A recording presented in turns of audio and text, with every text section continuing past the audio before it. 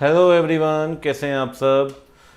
फिर एक short message आपके लिए कि C A foundation plus subscription you can opt for, you can refer friends also.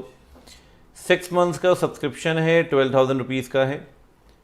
12 months का सब्सक्रिप्शन है, 18,000 रुपीज़ का है। अगर आप इस पर मेरा कोड लगाते हैं OBEROY10 तो you will get flat 10% discount. जो भी प्राइजेस हैं 10% डिस्काउंट हो जाएगा। प्लस सब्सक्रिप्शन में अनलिमिटेड आप मतलब लाइव क्लासेस हैं, अनलिमिटेड रिकॉर्डेड क्लासेस हैं, ठीक है, लाइव डाउट सॉल्विंग है, सारी चीज़ें हैं, ठीक है ना। एक आइकॉनिक सब्सक्रिप्शन भी है फाउंडेशन के लिए।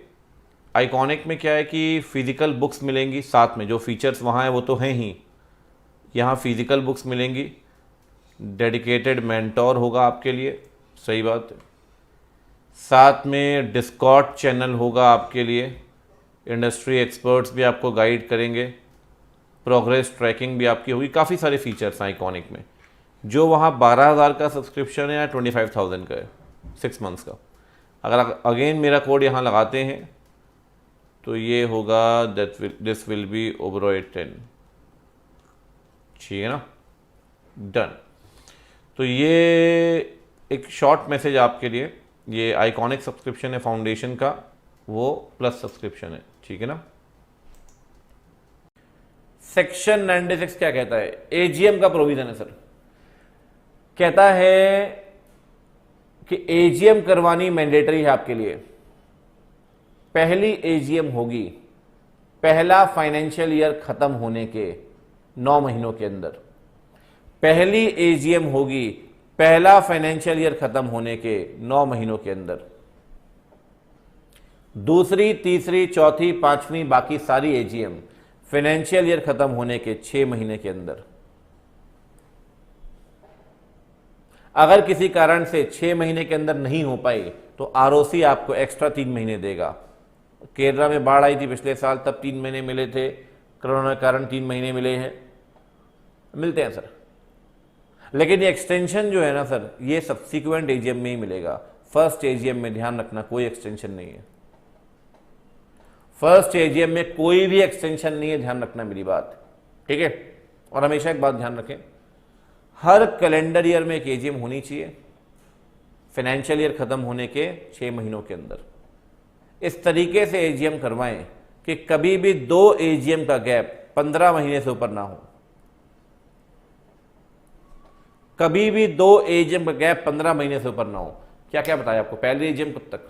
फर्स्ट एजीएम फाइनेंशियल ईयर खत्म होने के 9 महीनों के अंदर, बाकी सारी आगे की एजीएम फाइनेंशियल ईयर खत्म होने के 6 महीनों के अंदर। आरओसी कितना एक्सटेंशन दे सकता है? 3 महीने का आपको, और ठीक है ना। हर कैलेंडर में एजीएम होनी चाहिए। मैक्सिमम गैप कितना होगा 2 एजीएम का? 15 महीने, ठीक है। साथ में एजीएम कब करवाएंगे आप? टाइम बिजनेस आवर्स में, डे, वर्किंग डे, प्लेस, ये सुन लो ध्यान से, ये सुन लो। अगर कंपनी लिस्टेड कंपनी है तो रजिस्टर्ड ऑफिस में या उस शहर, कस्बे या गांव में किसी भी और जगह, लेकिन सेम सिटी, टाउन, विलेज होना चाहिए। अनलिस्टेड कंपनी भारत में कहीं भी अपनी एजीएम करवा सकती है। अनलिस्टेड कंपनी इंडिया में कहीं भी अपनी एजीएम करवा सकती है। 100% मेंबर से पूछना पड़ेगा राइटिंग में या इलेक्ट्रॉनिक मोड में एजीएम कराने से पहले। आपका रजिस्टर्ड ऑफिस मुंबई में है, 6 मेंबर है, कहते हैं इस बार शिमला में करा लो, तो करा लो ना सर, लेकिन 6 के 6 अग्री करेंगे तब बात बनेगी। इतना क्लियर है? जनरली एजीएम कहां होगी? आरओ में और सेम सिटी, टाउन या विलेज। लेकिन क्या लिखा है नीचे, जरा पढ़ो। AGM of unlisted company India में कहीं भी हो सकती है, लेकिन कंसेंट चाहिए। वाले किसकी कंसेंट चाहिए बेटा? कंसेंट चाहिए आपको राइटिंग इलेक्ट्रॉनिक मोड में सारे मेंबर के एडवांस में। इसमें 2-3 बातें ध्यान देने वाली है। पहली बात, ओरल कंसेंट नहीं चलेगी, ध्यान रखना। दूसरी बात, 50, 75, 90, 95 कुछ नहीं, सारे मेंबर कंसेंट देंगे तब। और कंसेंट किस में आनी चाहिए? एडवांस में। इतना क्लियर है? और एजीएम होगी इंडिया में ही। अच्छा, इंडिया से बाहर एजीएम नहीं हो सकती? नहीं हो सकती सर। ईजीएम हो सकती है इंडिया से बाहर। कब? जब एक कंपनी किसी फॉरेन कंपनी की होली ओन सब्सिडरी है। आप समझते हैं what is the meaning of Holi own subsidiary? Any idea? Wholly owned subsidiary का मतलब पता है क्या होता है? होली ओन्ड सब्सिडरी का मतलब होता है कि 100% कैपिटल, 100% कैपिटल आपकी इसके पास है। आपकी 100% कैपिटल किसके पास है? फॉरेन कंपनी के पास। अगर आपकी 100% कैपिटल इसके पास है तो कहीं ना कहीं एक तरीके से आपका मेंबर एक ही हुआ, एक ही मेंबर हुआ। अरे जब एक ही मेंबर है तो क्यों उसे वहां से यहां बुला रहे हो? आप खुद जाके उस फॉरेन कंट्री में अपनी ईजीएम करवा सकते हैं। ध्यान रखना, एजीएम हमेशा इंडिया में ही होगी, लेकिन ईजीएम इंडिया से बाहर हो सकती है अगर आपकी फॉरेन कंपनी होल्डिंग कंपनी है और उस फॉरेन कंपनी के पास आपकी 100% कैपिटल है। इतना क्लियर है? चलिए 1 मिनट,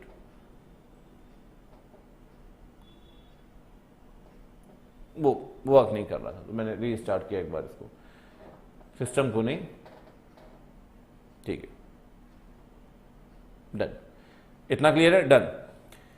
ईजीएम वाला पॉइंट जो मैंने आपको बताया वो ध्यान रखना। ईजीएम वाला पॉइंट, ईजीएम वाला पॉइंट मैंने आपसे कहा कि भाई ईजीएम जो है वो आप करा सकते हैं इंडिया से बाहर अगर आप होली ओन सब्सिडरी है किसी ऐसी कंपनी की जो इंडिया से बाहर बनी है।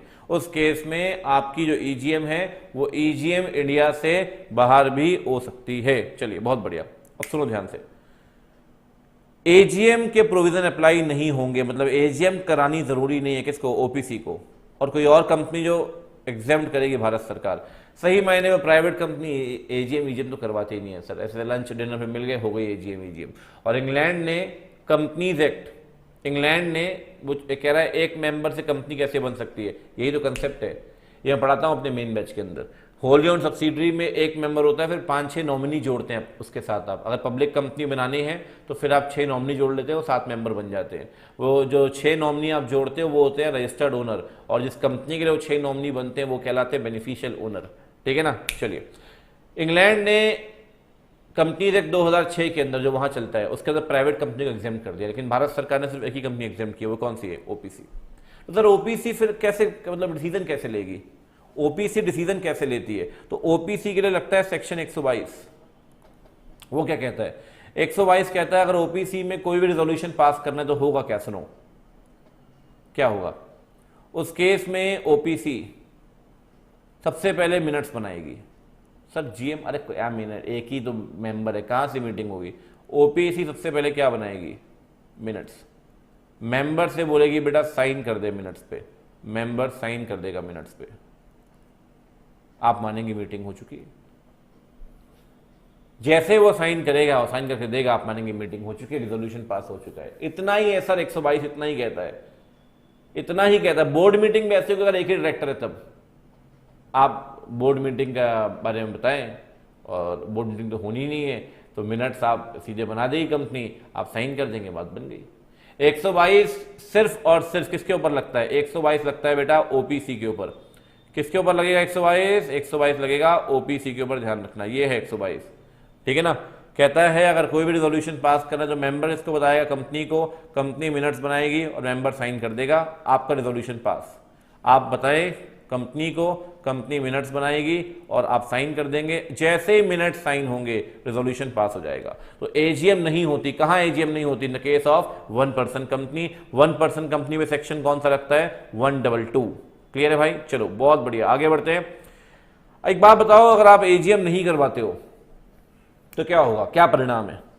एजीएम नहीं करवाने के 2 परिणाम है।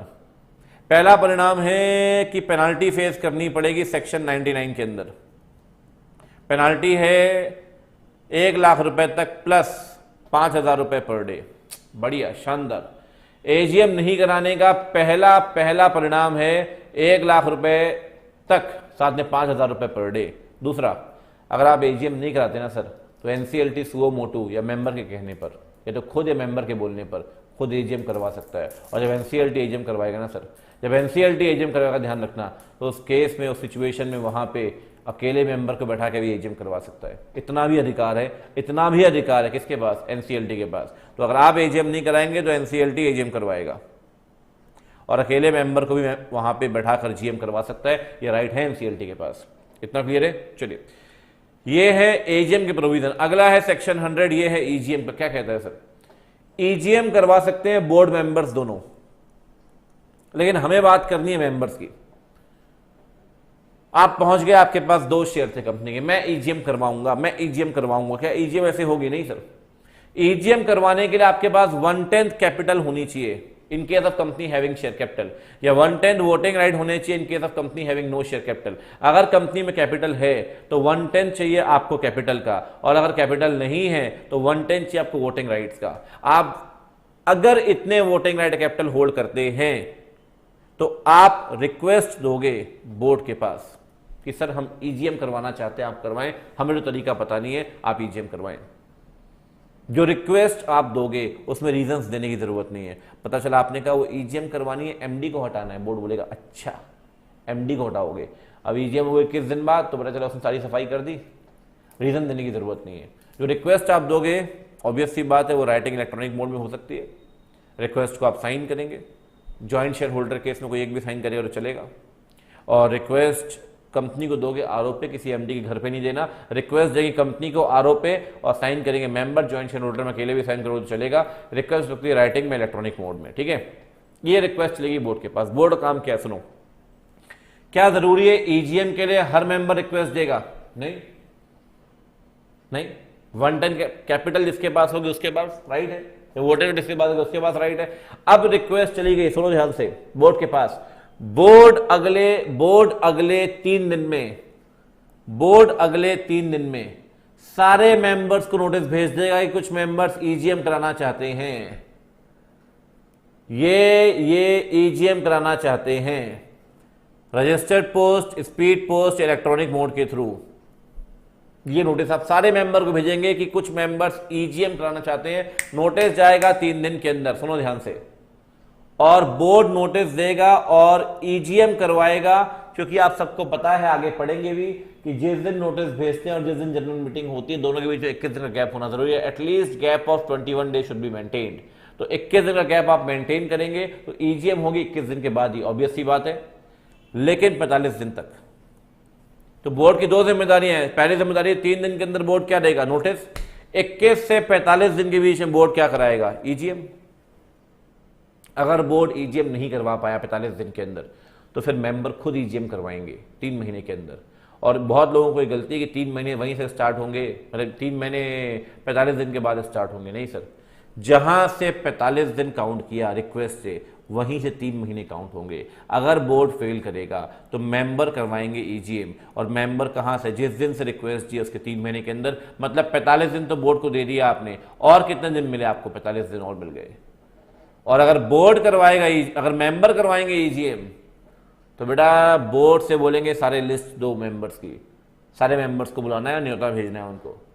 जो खर्चे मेंबर करेंगे वो सब रिकवर करेंगे बोर्ड से। तो मेंबर बोर्ड से लिस्ट मांगेंगे सारे मेंबर्स की, और जो भी खर्चे होंगे बोर्ड से रीइंबर्स करेगा। और मैं कहता हूं मेंबर भी नहीं करा पाए तो 98 के अंदर एनसीएलटी कराएगा ईजीएम। सर अभी तो पढ़ा बेटा, अभी पढ़ा कि एनसीएलटी करवाएगा एजीएम 97 के अंदर। तो 98 के अंदर एनसीएलटी क्या करवा सकता है? ईजीएम। क्या करवा सकता है? ईजीएम। इतना क्लियर है? बढ़िया, आ रही है बात समझ में? क्वेश्चन पूछता हूं, फटाफट से आंसर देना। पहला क्वेश्चन, ईजीएम करवाने के लिए कितनी कैपिटल आपके पास होनी चाहिए? कितनी कैपिटल आपके पास होनी चाहिए? फटाफट से बताओ। दूसरा क्वेश्चन, बोर्ड कितने दिन के अंदर सारे मेंबर्स को नोटिस देगा?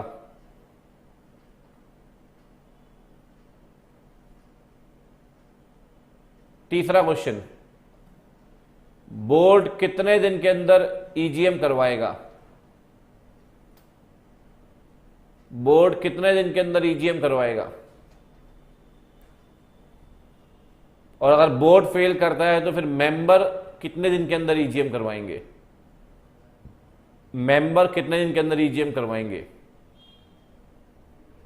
बहुत बढ़िया, बहुत बढ़िया।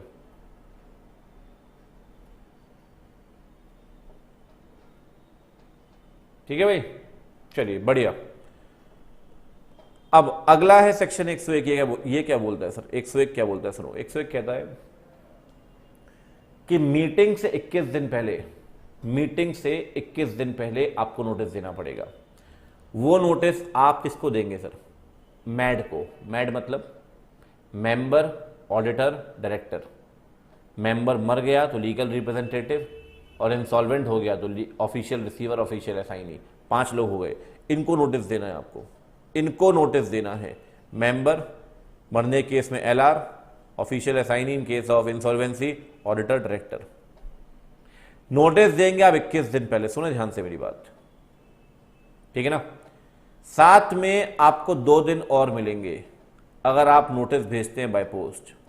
साथ में आपको 2 दिन और मिलेंगे अगर आप नोटिस भेजते हैं बाय पोस्ट। 21 के साथ साथ 2 दिन और मिल जाएंगे, मतलब फिर आपको 23 दिन का गैप मेंटेन करना पड़ेगा नोटिस भेजने के लिए। और जिस दिन नोटिस भेजते हैं आप, क्लियर डेज का मतलब क्या है, जिस दिन नोटिस भेजोगे और जिस दिन एजीएम है, दोनों को आप काउंट नहीं करेंगे, दोनों को आप काउंट नहीं करेंगे। फटाफट से आपसे पूछता हूं, आप बताएं कि 16 अक्टूबर को एजीएम है और बाय पोस्ट भेज रहे हो नोटिस, कब तक देना जरूरी है? मतलब 16 अक्टूबर को एजीएम है, बाय पोस्ट नोटिस भेज रहे हो, कब तक भेजना जरूरी नोटिस? फटाफट होता, कब तक नोटिस भेजोगे आप?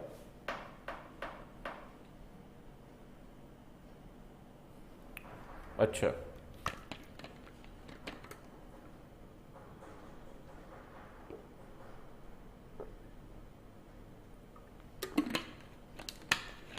बताओ बताओ बताओ बताओ बताओ।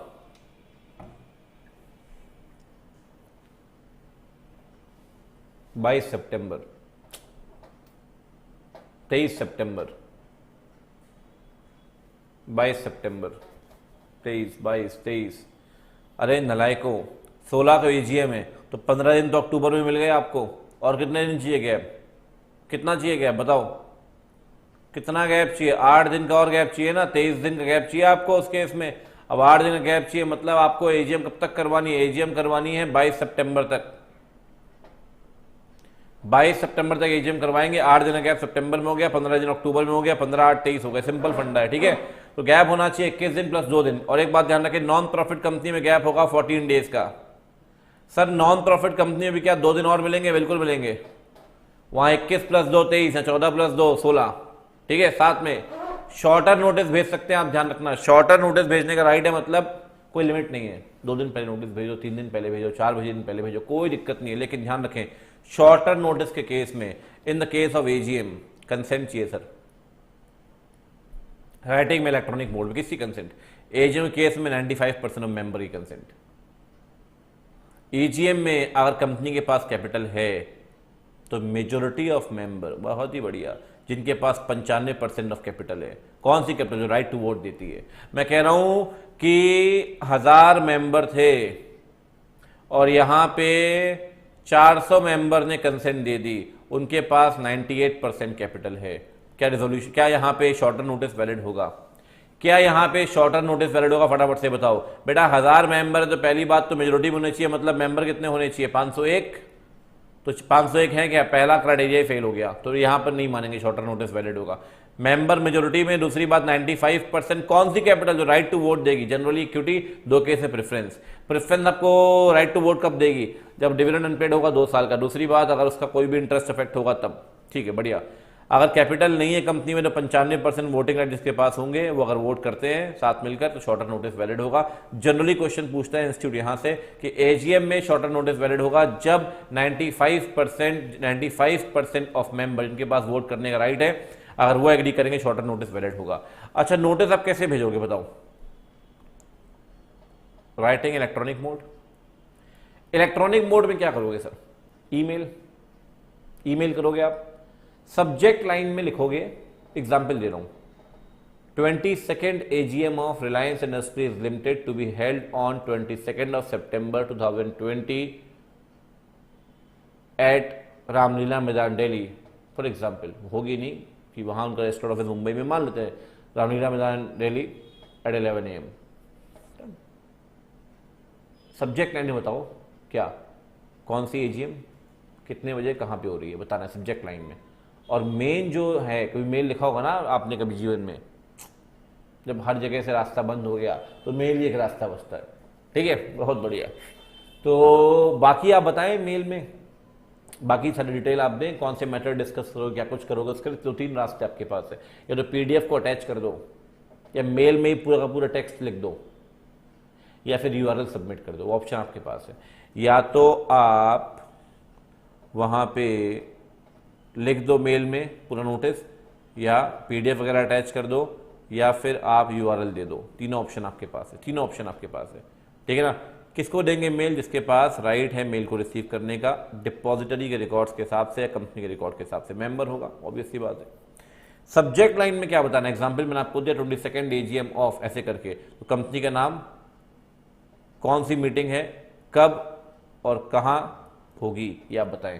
फिर बोल रहा हूँ 22 AGM of Reliance Industries Limited to be held on 22 September at 11 AM, और जो जगह है वो आप बता दो, ठीक है ना। चलिए साथ में अच्छा नोटिस में बताते क्या क्या हुआ, वही चीज़ कहाँ पे है, कितने कब है, कितने बजे है और किस टाइम पे शुरू होगी, ये सब कुछ आपको बताना पड़ेगा, कौन से बिजनेस आप डिस्कस करोगे। ये है नोटिस का प्रोविजन। इसमें एक सबसे इंपॉर्टेंट बात ध्यान रखना, सबसे इंपॉर्टेंट बात, अगर गलती से किसी पर्सन को नोटिस नहीं दे पाए, गलती से किसी पर्सन को नोटिस नहीं दे पाए तो कोई दिक्कत नहीं है सर, आपकी मीटिंग इनवैलिड नहीं होगी। लेकिन अगर जानबूझ के आपने किसी को नोटिस नहीं दिया, किसी एक मेंबर को भी जानबूझ के नोटिस नहीं दिया आपने, तो आपकी मीटिंग क्या हो जाएगी? इनवैलिड। तो एक्सीडेंटल ओमिशन अगर होता है नोटिस देने में तो आपकी मीटिंग इनवैलिड नहीं होगी, ध्यान रखना। इतना क्लियर है? चलिए बहुत बढ़िया, आगे बढ़ते हैं। अगला सेक्शन 102 क्या कहता है? कहता है सर स्पेशल बिजनेस जब कभी भी डिस्कस करेंगे आप, स्पेशल बिजनेस जब कभी भी डिस्कस करेंगे, for example Reliance Industries limited Mukesh Ambani private limited को एक फैक्ट्री बेचती है। इस एग्जाम्पल को समझना क्योंकि ये प्रोविजन एग्जाम्पल को समझ में आएगा नहीं। फैक्ट्री की मार्केट वैल्यू है 60 करोड़ रुपए, सेल वैल्यू है 40 करोड़ रुपए, ठीक है। अब जो डायरेक्टर है मुकेश अंबानी रिलायंस इंडस्ट्रीज लिमिटेड का, उसकी यहां पे 60% शेयर होल्डिंग है। बहुत ही बढ़िया, ठीक है, सुनो ध्यान से। ये है सर स्पेशल बिजनेस, मैं आपको बता रहा हूं। ऑर्डिनरी बिजनेस में क्या क्या आता है फटाफट से बताओगे? ऑर्डिनरी बिजनेस में फाइनेंशियल स्टेटमेंट को अप्रूव कराना, ऑडिट रिपोर्ट बोर्ड रिपोर्ट को अप्रूव कराना, डिविडेंड को डिक्लेयर करना, डायरेक्टर को अपॉइंट करना, ऑडिटर को अपॉइंट करना, ये ऑर्डिनरी बिजनेस है। ये स्पेशल बिजनेस है, इसके लिए पास करना पड़ता है एसआर, ठीक है। एसआर पास करने के लिए करानी पड़ेगी जीएम, जीएम के लिए देना पड़ेगा नोटिस। उस नोटिस में आपको एक्सप्लेनेशन देना पड़ेगा। जिस जगह एक्सप्लेनेशन देंगे आप उसे बोलेंगे एक्सप्लेनेटरी स्टेटमेंट। क्या बोलेंगे आप? Explanatory statement. उसमें दो बातें बतानी पड़ेंगी। पहली बात सुनो ध्यान से, बेसिक इंफॉर्मेशन जिसे शेयर होल्डर को पता हो। रिजोल्यूशन पास करवाओगे ना फैक्ट्री बेचने के लिए, तो बताएंगे आप उसको। क्या बताएंगे? कौन सी फैक्ट्री बेच रहे हो, कितने में बेच रहे हो, क्यों बेच रहे हो, जो पैसा आएगा कहां इस्तेमाल करोगे, इसे आप क्या बोलेंगे? Basic information. Basic information. साथ में अगर वो किसी इंटरेस्टेड कंपनी के साथ है ट्रांजैक्शन, वो कॉन्ट्रैक्ट, इंटरेस्टेड कब मानेंगे? जब आपका director promoter KMP manager, director promoter manager KMP कम से कम 2% शेयर होल्डिंग होल्ड करेंगे दूसरी कंपनी में।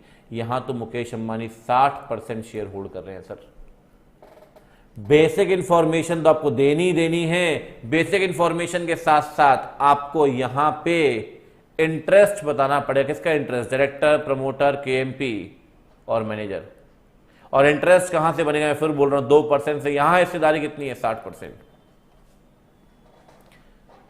ये कंपनी की जिम्मेदारी बनती है सर।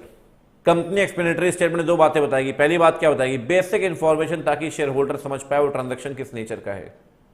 और इंटरेस्ट बताना पड़ेगा। इंटरेस्ट कब? जब शेयर होल्डिंग कितनी होगी? 2% या उससे ऊपर। और डिफॉल्ट किया गया सर, अगर आपने नोटिस में बातें नहीं बताई तो पहली बात जो बेनिफिट हुआ है वो रिटर्न करना पड़ेगा। कितना बेनिफिट भाई? 20 करोड़ रुपए। 5 गुना पेनाल्टी देनी पड़ेगी। 50,000 और 100 crore, whichever is higher. लुट गए सर, लुट गए, बर्बाद हो जाओगे आप। मैं आपको बता रहा हूं, अगर यहां नोटिस नहीं दिया ना सर, बर्बाद हो जाओगे आप। ध्यान रखें, नोटिस तो आपको देनी है, एक्सप्लेनेटरी स्टेटमेंट ऐड करना है। इट्स लाइक मैं हमेशा बोलता हूं, एक बच्चे ने लिखा भी है कि नोटिस देना है शादी का कार्ड और उसमें मेन्यू कार्ड लगा दिया आपने, वो एक्सप्लेनेटरी स्टेटमेंट। बता दो क्या क्या है। ताकि मेंबर को पता तो चले कितना इंपॉर्टेंट मैटर डिस्कस हो रहा है। अच्छा मेंबर देखेगा, अच्छा इसमें 60% मुकेश अंबानी की शेयर होल्डिंग है, बोलेगा अनर्थ हो रहा है, घोर अनर्थ, चलो कूच करो जीएम की तरफ, कूच करो जीएम की तरफ, जीएम में रेजोल्यूशन पास नहीं होने देंगे, नहीं होने दिया, फैक्ट्री में की नहीं। तो ये बातें आप बताओगे सब प्रैक्टिकली, सोचो आपको बतानी पड़ेंगी ये बातें। इतना क्लियर है? चलिए तो सेक्शन डिस्कस कर लिए 96 से लेकर आपके सेक्शन डिस्कस हुए हैं 102 तक। चलिए अब आगे बढ़ते हैं, अगला है कोरम का। मैं ब्रेक दूंगा बेटा, लंच ब्रेक आपको अभी नहीं, 15 से 20 मिनट के बाद। सर पहले भी यही बोला था, अरे फ्लो बना हुआ है, ब्रेक मत करो। बस ये कराऊंगा 3 सेक्शन, 103, 104, 105, ये बहुत इंपॉर्टेंट सेक्शन है। उसके बाद लंच ब्रेक दूंगा, तब आप लंच के लिए जाना। घर वाले चिल्ला रहे हो, बेटा लंच कर ले, लंच कर ले। लंच करना कोई दिक्कत नहीं है, टेंशन वाली बात ही नहीं है, लेकिन 15 से 20 मिनट के बाद। चलिए ब्रेक दूंगा आपको 15 से 20 मिनट के बाद, ठीक है। कोरम 103 क्या बोलता है sir? What is the meaning of quorum? What is the meaning of quorum? Minimum member जो मीटिंग में आने जरूरी हैं, अगर वो मेंबर्स आएंगे तो मीटिंग वैलिड होगी, अगर नहीं आएंगे तो मीटिंग वैलिड नहीं होगी। उन मिनिमम मेंबर्स को आप क्या बोलते हैं? कोरम। प्राइवेट कंपनी में टेंशन लेने का ही नहीं, 2 मेंबर आने जरूरी है। पब्लिक में सर टोटल मेंबर कितने हैं वो देखना पड़ता है। टोटल मेंबर 1000 तक कितने आने चाहिए मेंबर? 5 मीटिंग में। पर्सनली प्रेजेंट होने चाहिए मालिक, ध्यान रखना, पर्सनली प्रेजेंट।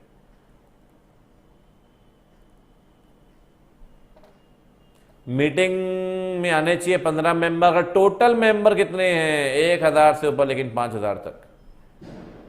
और अगर 5000 से ऊपर हुए तो फिर 30 मेंबर आने चाहिए। 5, 15, 30, ध्यान रखना, 5, 15, 30, 1000 तक 5, 1000 से 5000 तक 15, 5000 से ऊपर तो 30। ये पर्सनली प्रेजेंट होने चाहिए। पर्सनली प्रेजेंट मतलब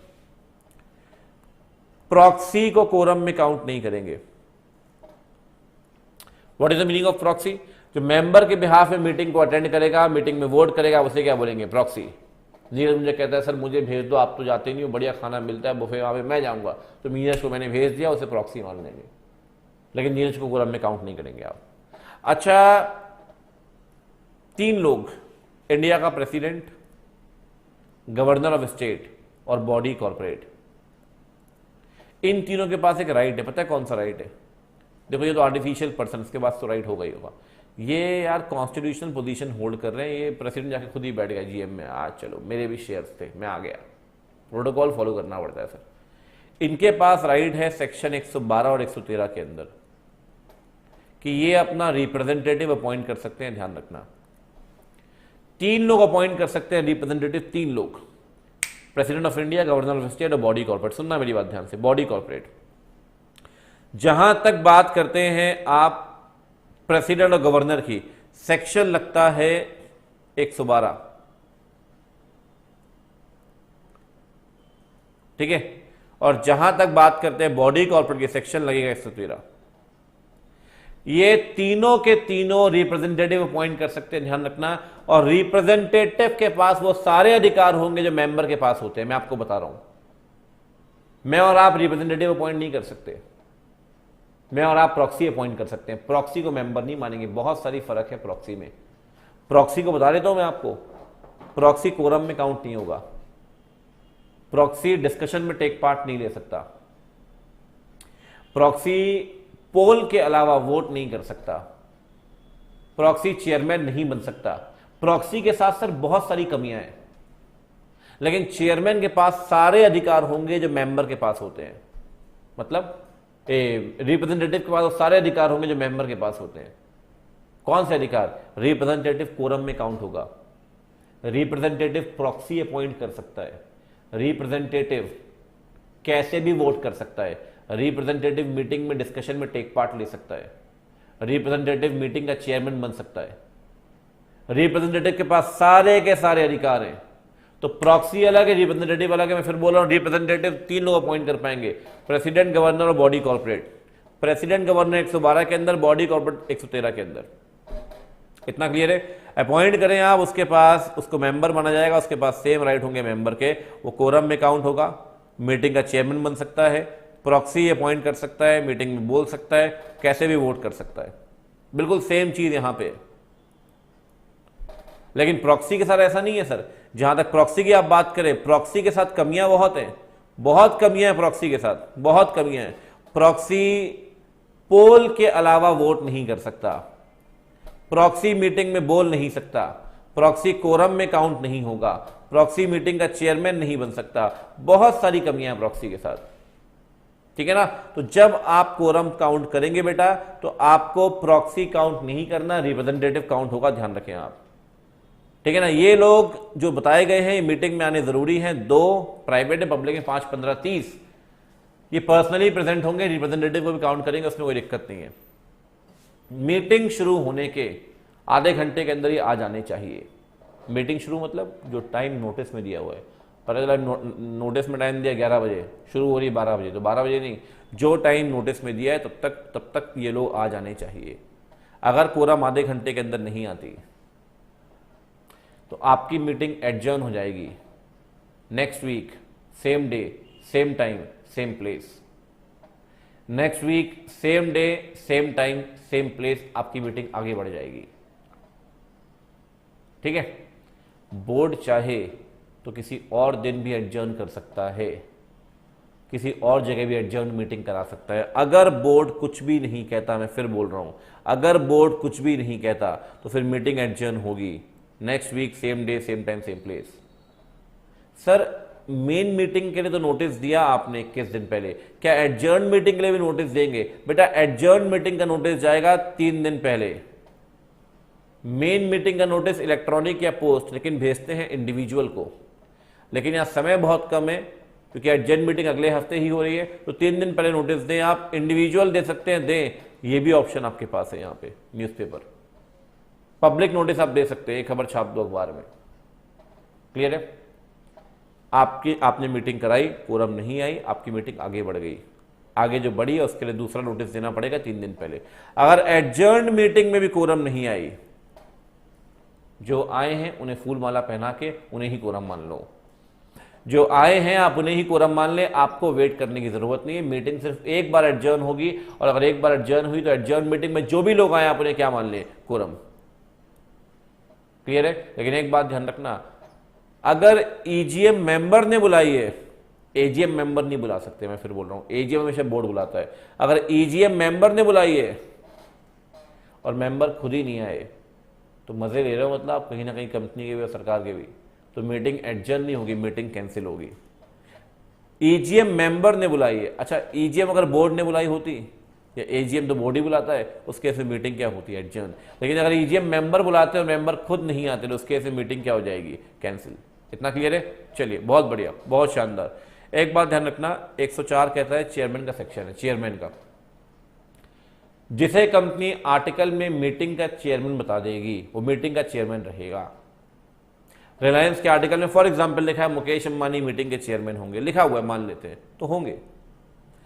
अगर आर्टिकल में कुछ भी नहीं दिया तो मेंबर्स अपने में से ही किसी एक को मीटिंग का चेयरमैन अपॉइंट कर सकते हैं by show of hands. By show of hands member अपने में से ही किसी को चेयरमैन बना सकते हैं, अगर आर्टिकल कुछ नहीं बोलेगा तब। शो ऑफ हैंड से आपने चेयरमैन, फॉर एग्जांपल मीटिंग शुरू हुई रिलायंस की, शेयर होल्डर आ गया, उसमें से एक खड़ा हो गया, कहता है सर मैं बनूंगा चेयरमैन, मैं बनूंगा चेयरमैन, ठीक है, बना दिया आपने चेयरमैन उसको। 15-20 मिनट के बाद मुकेश अंबानी आते हैं, उनके साथ 15-20 बड़े इन्वेस्टर्स, वो देखते हैं बैठा हुआ है वो, हाँ भैया आप कौन? मुकेश अंबानी उससे पूछते, कहते हैं मैं मीटिंग का चेयरमैन। तो मुकेश अंबानी कहता है मैं तो पानी भरने आया हूं ना, हट। कह रहा है सर मैं तो लोकतांत्रिक तरीके से अपॉइंट हुआ हूं, वोटिंग हुई है प्रॉपर। मुकेश अंबानी बोलेगा हट। क्या मुकेश अंबानी हटा सकता है उसको? सर हटा नहीं सकता, दोबारा वोटिंग होगी, और ये वोटिंग होगी पोल से। शो ऑफ हैंड में हर मेंबर के पास एक वोट होगा, कितने भी शेयर्स रखे हों उसने, लेकिन पोल में दान को दान पेटी में ही डालें, पोल में जितने शेयर उतने वोट। और मुकेश अंबानी इन्वेस्टर के पास तो खूब शेयर है। अच्छा दोबारा वोटिंग होती है पोल के थ्रू, अब पोल के थ्रू जब वोटिंग होती है तो मुकेश अंबानी अपॉइंट हो जाते हैं, ऑब्वियस सी बात है। अब मुकेश अंबानी बोलेगा बेटा हट। मुकेश अंबानी बढ़िया मस्त होके बैठ गए और कहते हैं जी हाँ जी मैं चेयरमैन हूं। थोड़ी देर के बाद उनकी वाइफ आती है, देख के खड़े हो गए, सम्मान, भयपूर्वक सम्मान, ठीक है। कहते हैं वोटिंग होगी अब दूसरी बार, शो ऑफ हैंड से जो पर्सन ने अपॉइंट किया वो कंटिन्यू करेगा, कोई दिक्कत नहीं है, कोई दिक्कत नहीं है। लेकिन कब तक? जब तक कि कोई और पर्सन पोल से अपॉइंट नहीं होता, और जिसको पोल से अपॉइंट किया गया ना बेटा, ध्यान रखना, वो चेयरमैन रहेगा for the rest of the meeting. फिर वो चेंज नहीं हो सकता सर। अगर मुकेश अंबानी चेयरमैन बन गया तो फिर उसे बदल नहीं सकता, चाहे उनके माताजी आ जाएं या उनकी बेगम आ जाए, वो चेंज नहीं हो सकते, ठीक है। चलिए ब्रेक से पहले आखिरी सेक्शन, ब्रेक से पहले आखिरी सेक्शन 105, प्रॉक्सी, बहुत बढ़िया। What is the meaning of proxy? Proxy का मतलब क्या है? वो पर्सन दूसरे के बिहाफ में मीटिंग को अटेंड करेगा, मीटिंग में वोट करेगा, आप उसे क्या बोलेंगे? उसे बोलेंगे सर प्रॉक्सी, ठीक है, बोल दिया प्रॉक्सी, डन। प्रॉक्सी बनने के लिए मेंबर बनना जरूरी है क्या? नहीं, नॉन मेंबर ही प्रॉक्सी बन सकता है सेक्शन 8 कंपनी को छोड़कर। सेक्शन 8 कंपनी में प्रॉक्सी का मेंबर होना जरूरी है। तो प्रॉक्सी का मतलब क्या है? जो अटेंड करेगा, जो वोट करेगा। मेंबर होना जरूरी नहीं है जनरली, लेकिन सेक्शन 8 कंपनी मेंबर होना चाहिए। प्रॉक्सी का राइट क्या है? मीटिंग को अटेंड करेगा, वोट करेगा बाय पोल, ओनली थ्रू पोल, ओनली थ्रू पोल, ठीक है। क्या नहीं कर सकता प्रॉक्सी? कोरम में काउंट नहीं होगा, चेयरमैन नहीं बन सकता, और बताओ, कोरम में काउंट नहीं होगा, चेयरमैन नहीं बन सकता, और सब प्रॉक्सी अपॉइंट नहीं कर सकता। ध्यान रखो, सब प्रॉक्सी अपॉइंट नहीं कर सकता, बोल नहीं सकता, डिस्कशन में टेक पार्ट नहीं ले सकता, ठीक है ना, डन, क्लियर है। चलिए, शो ऑफ हैंड में वोट नहीं कर सकता, डन। अगली डिसेबिलिटी पता है क्या है? एक पर्सन मैक्सिमम 50 लोगों के लिए प्रॉक्सी बन पाएगा। सर ये क्या प्रोविजन है? हाँ, पहले क्या होता था, एक पर्सन 5,500 लोगों के लिए प्रॉक्सी बनता था। बहुत फ्रॉड कंपनी करती थी, मैंने वास्तविक बहुत देखा है एक्चुअल में। अपने एम्प्लॉय बैठा दिए, 500 मेंबर का एक ही प्रॉक्सी हो, एक वोट दिया, सब हो गया काम। एक पर्सन मैक्सिमम 50 लोगों के लिए प्रॉक्सी बनेगा, जिनकी ग्रॉस शेयर होल्डिंग मिलाकर 50 लोगों की 10% से ऊपर नहीं होनी चाहिए।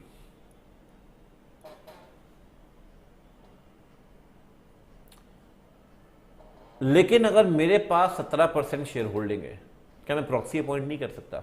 कर सकता हूं सर, लेकिन फिर वो पर्सन किसी और के लिए प्रॉक्सी नहीं बनेगा। फिर से, अगर मल्टीपल लोगों के लिए प्रॉक्सी हो आप, तो सबकी शेयर होल्डिंग मिला के 50% होगी, 10% होगी।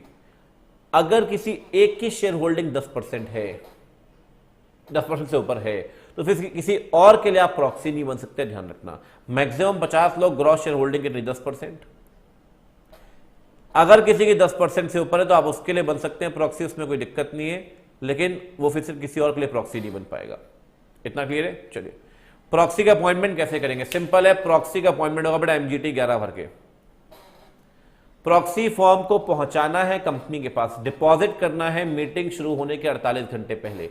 2 दिन नहीं बोल रहा हूं, 48 घंटे बोल रहा हूं। मीटिंग शुरू होने के 48 घंटे पहले जमा होना जरूरी है रजिस्टर्ड ऑफिस में।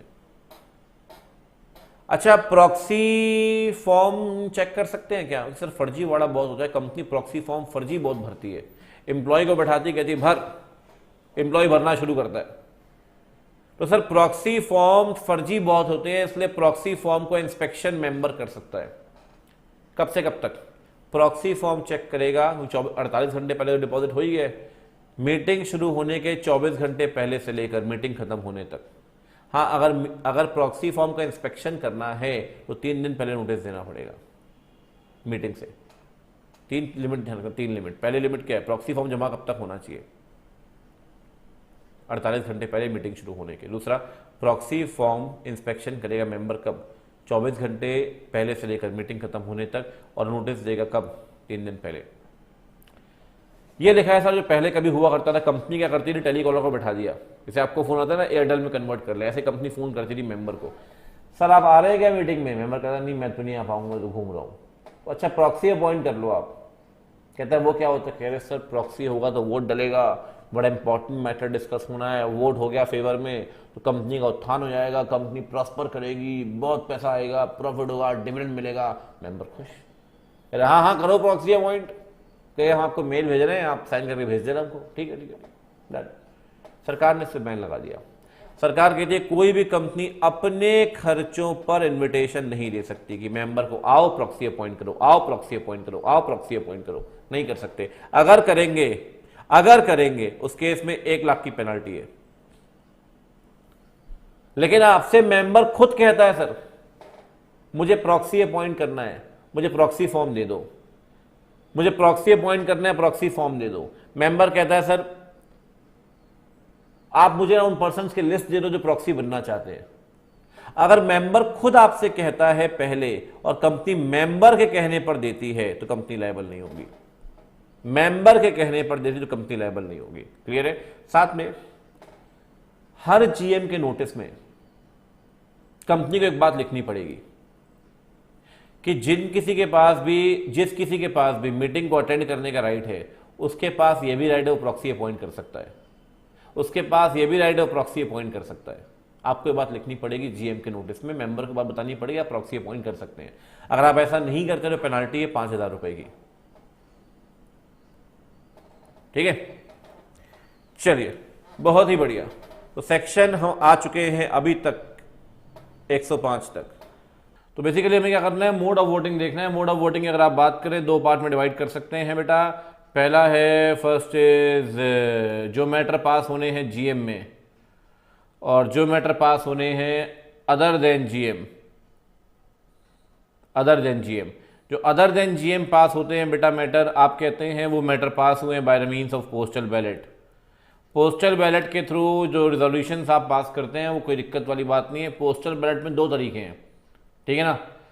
एक तो आप फिजिकल नोटिस भेजेंगे मेंबर के घर पे, बोलेंगे भाई रिप्लाई कर दो, जो भी आपकी कंसेंट हो, आपको नेगेटिव वोट करना है, फेवर वोट करना है, जो भी कुछ करना है आप करें। एक होता है पोस्टल बैलेट में इलेक्ट्रॉनिक मोड, एक होता है पोस्टल बैलेट में इलेक्ट्रॉनिक मोड, ठीक है ना। तो फिजिकल मोड और इलेक्ट्रॉनिक मोड। लेकिन जो जीएम में आप रेजोल्यूशन पास करते हैं वो रेजोल्यूशन आप पास करेंगे पहली बात तो बाय शो ऑफ हैंड्स, दूसरा है जो रिजोल्यूशन पास होंगे वो होंगे बाय पोल, तीसरा है जो रिजोल्यूशन पास होंगे वो होंगे बाय इलेक्ट्रॉनिक मोड। समझना बात को ध्यान से, बात को बहुत ध्यान से समझना मैं क्या बोल रहा हूँ, ठीक है ना। पहला है फिजिकल, पहला है शो ऑफ हैंड, दूसरा है पोल, तीसरा है इलेक्ट्रॉनिक मोड। जहां तक इलेक्ट्रॉनिक मोड की बात है, इलेक्ट्रॉनिक मोड 2 तरह की कंपनी के लिए मैंडेटरी है। पहली वो कंपनी जो लिस्टेड है, दूसरा जहां पे 1000 मेंबर है। इन दोनों कंपनीज के लिए इलेक्ट्रॉनिक मोड मैंडेटरी होगा। इनकी वोटिंग ई वोटिंग ही होगी। इनकी जो वोटिंग है आप उसे क्या बोलेंगे, ई वोटिंग ही बोलोगे। और मैं बता दूं आपको ई वोटिंग 2 तरीके से होती है, ठीक है ना। ई वोटिंग 2 तरीकों से होती है, ठीक है। अरे रिप्लाई लेकर करोगे क्या बेटा, रिप्लाई दे दूंगा, अभी साक्षात बैठा हूं, पहले ये समझ लो, रिप्लाई कर देंगे, टेंशन मत लो आप, ठीक है। स्पैम मत करो चैट में। ई वोटिंग 2 तरीकों से होती है। एक तरीका है ई वोटिंग का, जब आप जीएम के वेन्यू में ही ई वोटिंग कराओगे। 15-20 सिस्टम लगा दिया आपने कहा यार आप यहाँ पे वोट कर लो। लेकिन उससे पहले ना आप एक ऑप्शन देते हैं, आप मेल भेजते हो मेंबर को, मेल भेजते हैं आप, उसको एक यूआरएल भेजते हो आप कि सर ये ई वोटिंग का यूआरएल है, आप इस पर क्लिक करें और आईडी पासवर्ड मेंशन करें, अपना वोट पोस्ट कर दें, कोई दिक्कत नहीं है। तो पहला तरीका होता है other than value of GM, वो घर बैठ के आप वोट डाल सकते हो ई वोटिंग में, उसे आप बोलते हैं that is known as remote e voting. क्या बोलोगे आप, रिमोट ई वोटिंग। दूसरा, जो लोग घर से नहीं कर पाए, जैसे कि सीएमए के एग्जाम हो रहे हैं, 2 तरीके का ऑप्शन दिया गया सीएमए वाले बच्चों को, या तो घर से बैठ के एग्जाम दे दो, और अगर सिस्टम नहीं है, नेट में दिक्कत ऐसा कुछ भी है तो वेन्यू में आके आप एग्जाम दे दो। ठीक वैसे इनको ऑप्शन देंगे कि घर से बैठ के वोट डाल दो, वो रिमोट ही वोटिंग है। दूसरा ऑप्शन दिया कि at venue of GM vote कर दो, आके जब जीएम में आओगे आप तो 15-20 सिस्टम लगाए हो, आके वोट कर दें, उसे बोलते हैं इंस्टा पोल। उसे क्या बोलेंगे आप, इंस्टा पोल। इतना क्लियर समझा रहा हूं, ये बात समझ लो बहुत ध्यान से। ई वोटिंग मैंडेटरी है 2 कंपनीज के लिए, क्लियर है। वेन्यू ऑफ जीएम आप करोगे इंस्टा पोल, अदर देन वेन्यू आप करेंगे रिमोट ई वोटिंग। 2 कंपनी कौन कौन सी मैंने आपको बताया, लिस्टेड कंपनी और जहां पे 1000 मेंबर है, ठीक है। दूसरी बात, पोल ऑर्डर कर सकता है चेयरमैन, या तो चेयरमैन पोल खुद ऑर्डर करेगा सुओ मोटू, या पोल ऑर्डर कर सकता है चेयरमैन मेंबर्स के कहने पर। वो हम पढ़ेंगे, लिमिट है। लेकिन मेरा मुद्दा क्या है, मुद्दा समझना मेरा, जब तक पोल को चेयरमैन ऑर्डर नहीं करता और जहां पे ई वोटिंग मैंडेटरी नहीं है, वहां पे हमेशा वोटिंग कैसे होगी, शो ऑफ हैंड्स। प्राइमरी तरीका शो ऑफ हैंड्स ही होगा, ध्यान रखना आप। जहां ई वोटिंग मैंडेटरी है वहां ई वोटिंग, जहां मैंडेटरी नहीं है और जहां पोल डिमांड नहीं किया गया वहां शो ऑफ हैंड्स। आपने शो ऑफ हैंड से स्टार्ट किया, सामने वाले पोल डिमांड करते हैं, आप पोल ऑर्डर करते हो, आप करिए पोल। और जहां ई वोटिंग मैंडेटरी है वहां ना शो ऑफ हैंड देखना, ना वहां पोल देखना है। और पोस्टल बैलेट में अगर इलेक्ट्रॉनिक मोड को सेलेक्ट करते हो तो सेम प्रोसीजर होगा, ये वाला सेम प्रोसीजर। पोस्टल बैलेट की ई वोटिंग वैसे ही होगी जैसे यहां ई वोटिंग होती है जीएम वाले मैटर्स की। सेक्शन कौन कौन से लगते हैं सर? शो ऑफ हैंड में लगता है आपका सेक्शन है 107, ई वोटिंग में लगता है 108, पोल में लगता है 109, पोस्टल बैलेट लगेगा 110। तो ध्यान रखें, जब तक कि पोल ऑर्डर नहीं होगा, जब तक कि ई वोटिंग मैंडेटरी नहीं होगी, हमेशा वोटिंग कैसे होगी, by show of hands. 107 simple सी बात कहता है, जब तक पोल डिमांड नहीं करोगे, 109 के अंदर वोटिंग इलेक्ट्रॉनिकली नहीं होगी, तो वोटिंग हमेशा कैसे होगी, बाय शो ऑफ हैंड्स। लेकिन ई वोटिंग अगर कराते हैं आप तो प्रोसीजर क्या है? पहली बात तो मैंने आपसे कहा ई वोटिंग मैंडेटरी है, बता दिया मैंने आपको। बहुत ज़्यादा मैंने समराइज किया ई वोटिंग को, बहुत ज़्यादा। सुनना, ई वोटिंग में सबसे पहले जो कंपनी नोटिस देगी, जो उसकी जिम्मेदारी भी है, हर जीएम में कंपनी नोटिस देती है 21 दिन पहले, आपको पता है। वो नोटिस यहां भी जाएगा मैड को, मेंबर ऑडिटर डायरेक्टर को 21 दिन पहले आप नोटिस देंगे, post, register post, courier, email जाता है, यहां भी जाएगा ई वोटिंग में भी। लेकिन ई वोटिंग में इंडिविजुअल नोटिस के साथ साथ पब्लिक नोटिस भी देना पड़ेगा। ई वोटिंग में पब्लिक नोटिस दोगे 5 दिन पहले, न्यूज़पेपर में, इंग्लिश और वर्नाकुलर। 5 दिन पहले आपको पब्लिक नोटिस देना पड़ेगा। और ई वोटिंग का नोटिस वेबसाइट में भी पोस्ट करोगे आप। इतना तामझाम नहीं होता जब आप शो ऑफ हैंड से पोल करते हैं, लेकिन ई वोटिंग में individual plus public plus website. अच्छा, नोटिस में क्या बताओगे आप? ई वोटिंग के नोटिस में वही सब कुछ बताना है। क्या बताओगे, बताओ जरा। वोटिंग कब शुरू होगी, वोटिंग कब खत्म होगी, कौन सी एजेंसी इस वोटिंग को संभाल रही है, क्योंकि आपको तो पता नहीं है ना सर, इलेक्ट्रॉनिक काम है। बहुत बार कंपनी, सॉफ्टवेयर कंपनी को ये दे देती है, बोलती है सर आप संभालिए, ई वोटिंग आप मैनेज करिए। तो मैनेज करते हैं, उसका नाम डिटेल दो आप, पासवर्ड आईडी कैसे जनरेट करेगा मेंबर वो बताओगे आप, वोटिंग इंस्टा पोल होगी, रिमोट ही वोटिंग होगी वो बताओगे आप। तो बेसिकली आपने क्या क्या बताना है? आपने बताना है पहली बात तो इलेक्ट्रॉनिक वोटिंग होगी, मैनर इंस्टा पोल या रिमोट ही वोटिंग, कौन सी एजेंसी उसको संभालेगी वो आपको बताना है, कब वोटिंग शुरू होगी, कब वोटिंग एंड होगी, और आईडी पासवर्ड कैसे जनरेट करेंगे आप, और अगर कोई कंप्लेन, कोई दिक्कत है तो किसे कांटेक्ट कर सकते हैं आप वो बताइए। ठीक है ना। ई वोटिंग में सारे के सारे नोटिस आपको देने हैं। तो ई वोटिंग में पहली बात नोटिस ध्यान रखिए, 3 नोटिस है। कौन कौन से? इंडिविजुअल, पब्लिक और वेबसाइट। इंडिविजुअल का 21 दिन पहले, पब्लिक का 5 दिन पहले। क्या क्या बताओगे नोटिस में? कि वोटिंग ई वोटिंग के थ्रू होगी, modes of e voting, commencement of voting, end of e voting. ठीक है ना, सारी बातें आपको बतानी है। अब ई वोटिंग का प्रोसीजर क्या है? ई वोटिंग बेटा 1 से 3 दिन तक रहेगी, ध्यान रखिए, ओपन। ठीक है ना। जैसे ही 3 दिन एक्सपायर होंगे, आपका जो पोर्टल है जहां ई वोटिंग चल रही थी वो ब्लॉक हो जाएगा, ब्लॉक। अगले 3 दिन में पोर्टल अनब्लॉक होगा 2 विटनेस के सामने। वो कंपनी के एम्प्लॉय नहीं होने चाहिए। अनब्लॉक का मतलब वोट्स की काउंटिंग करेंगे आप, ठीक है ना। ठीक है। उसके बाद स्क्रूटनाइजर। स्क्रूटनाइजर कौन होगा सर? क्या होता है सर? ई वोटिंग का पूरा प्रोसीजर दिया गया 108 के अंदर। ठीक है।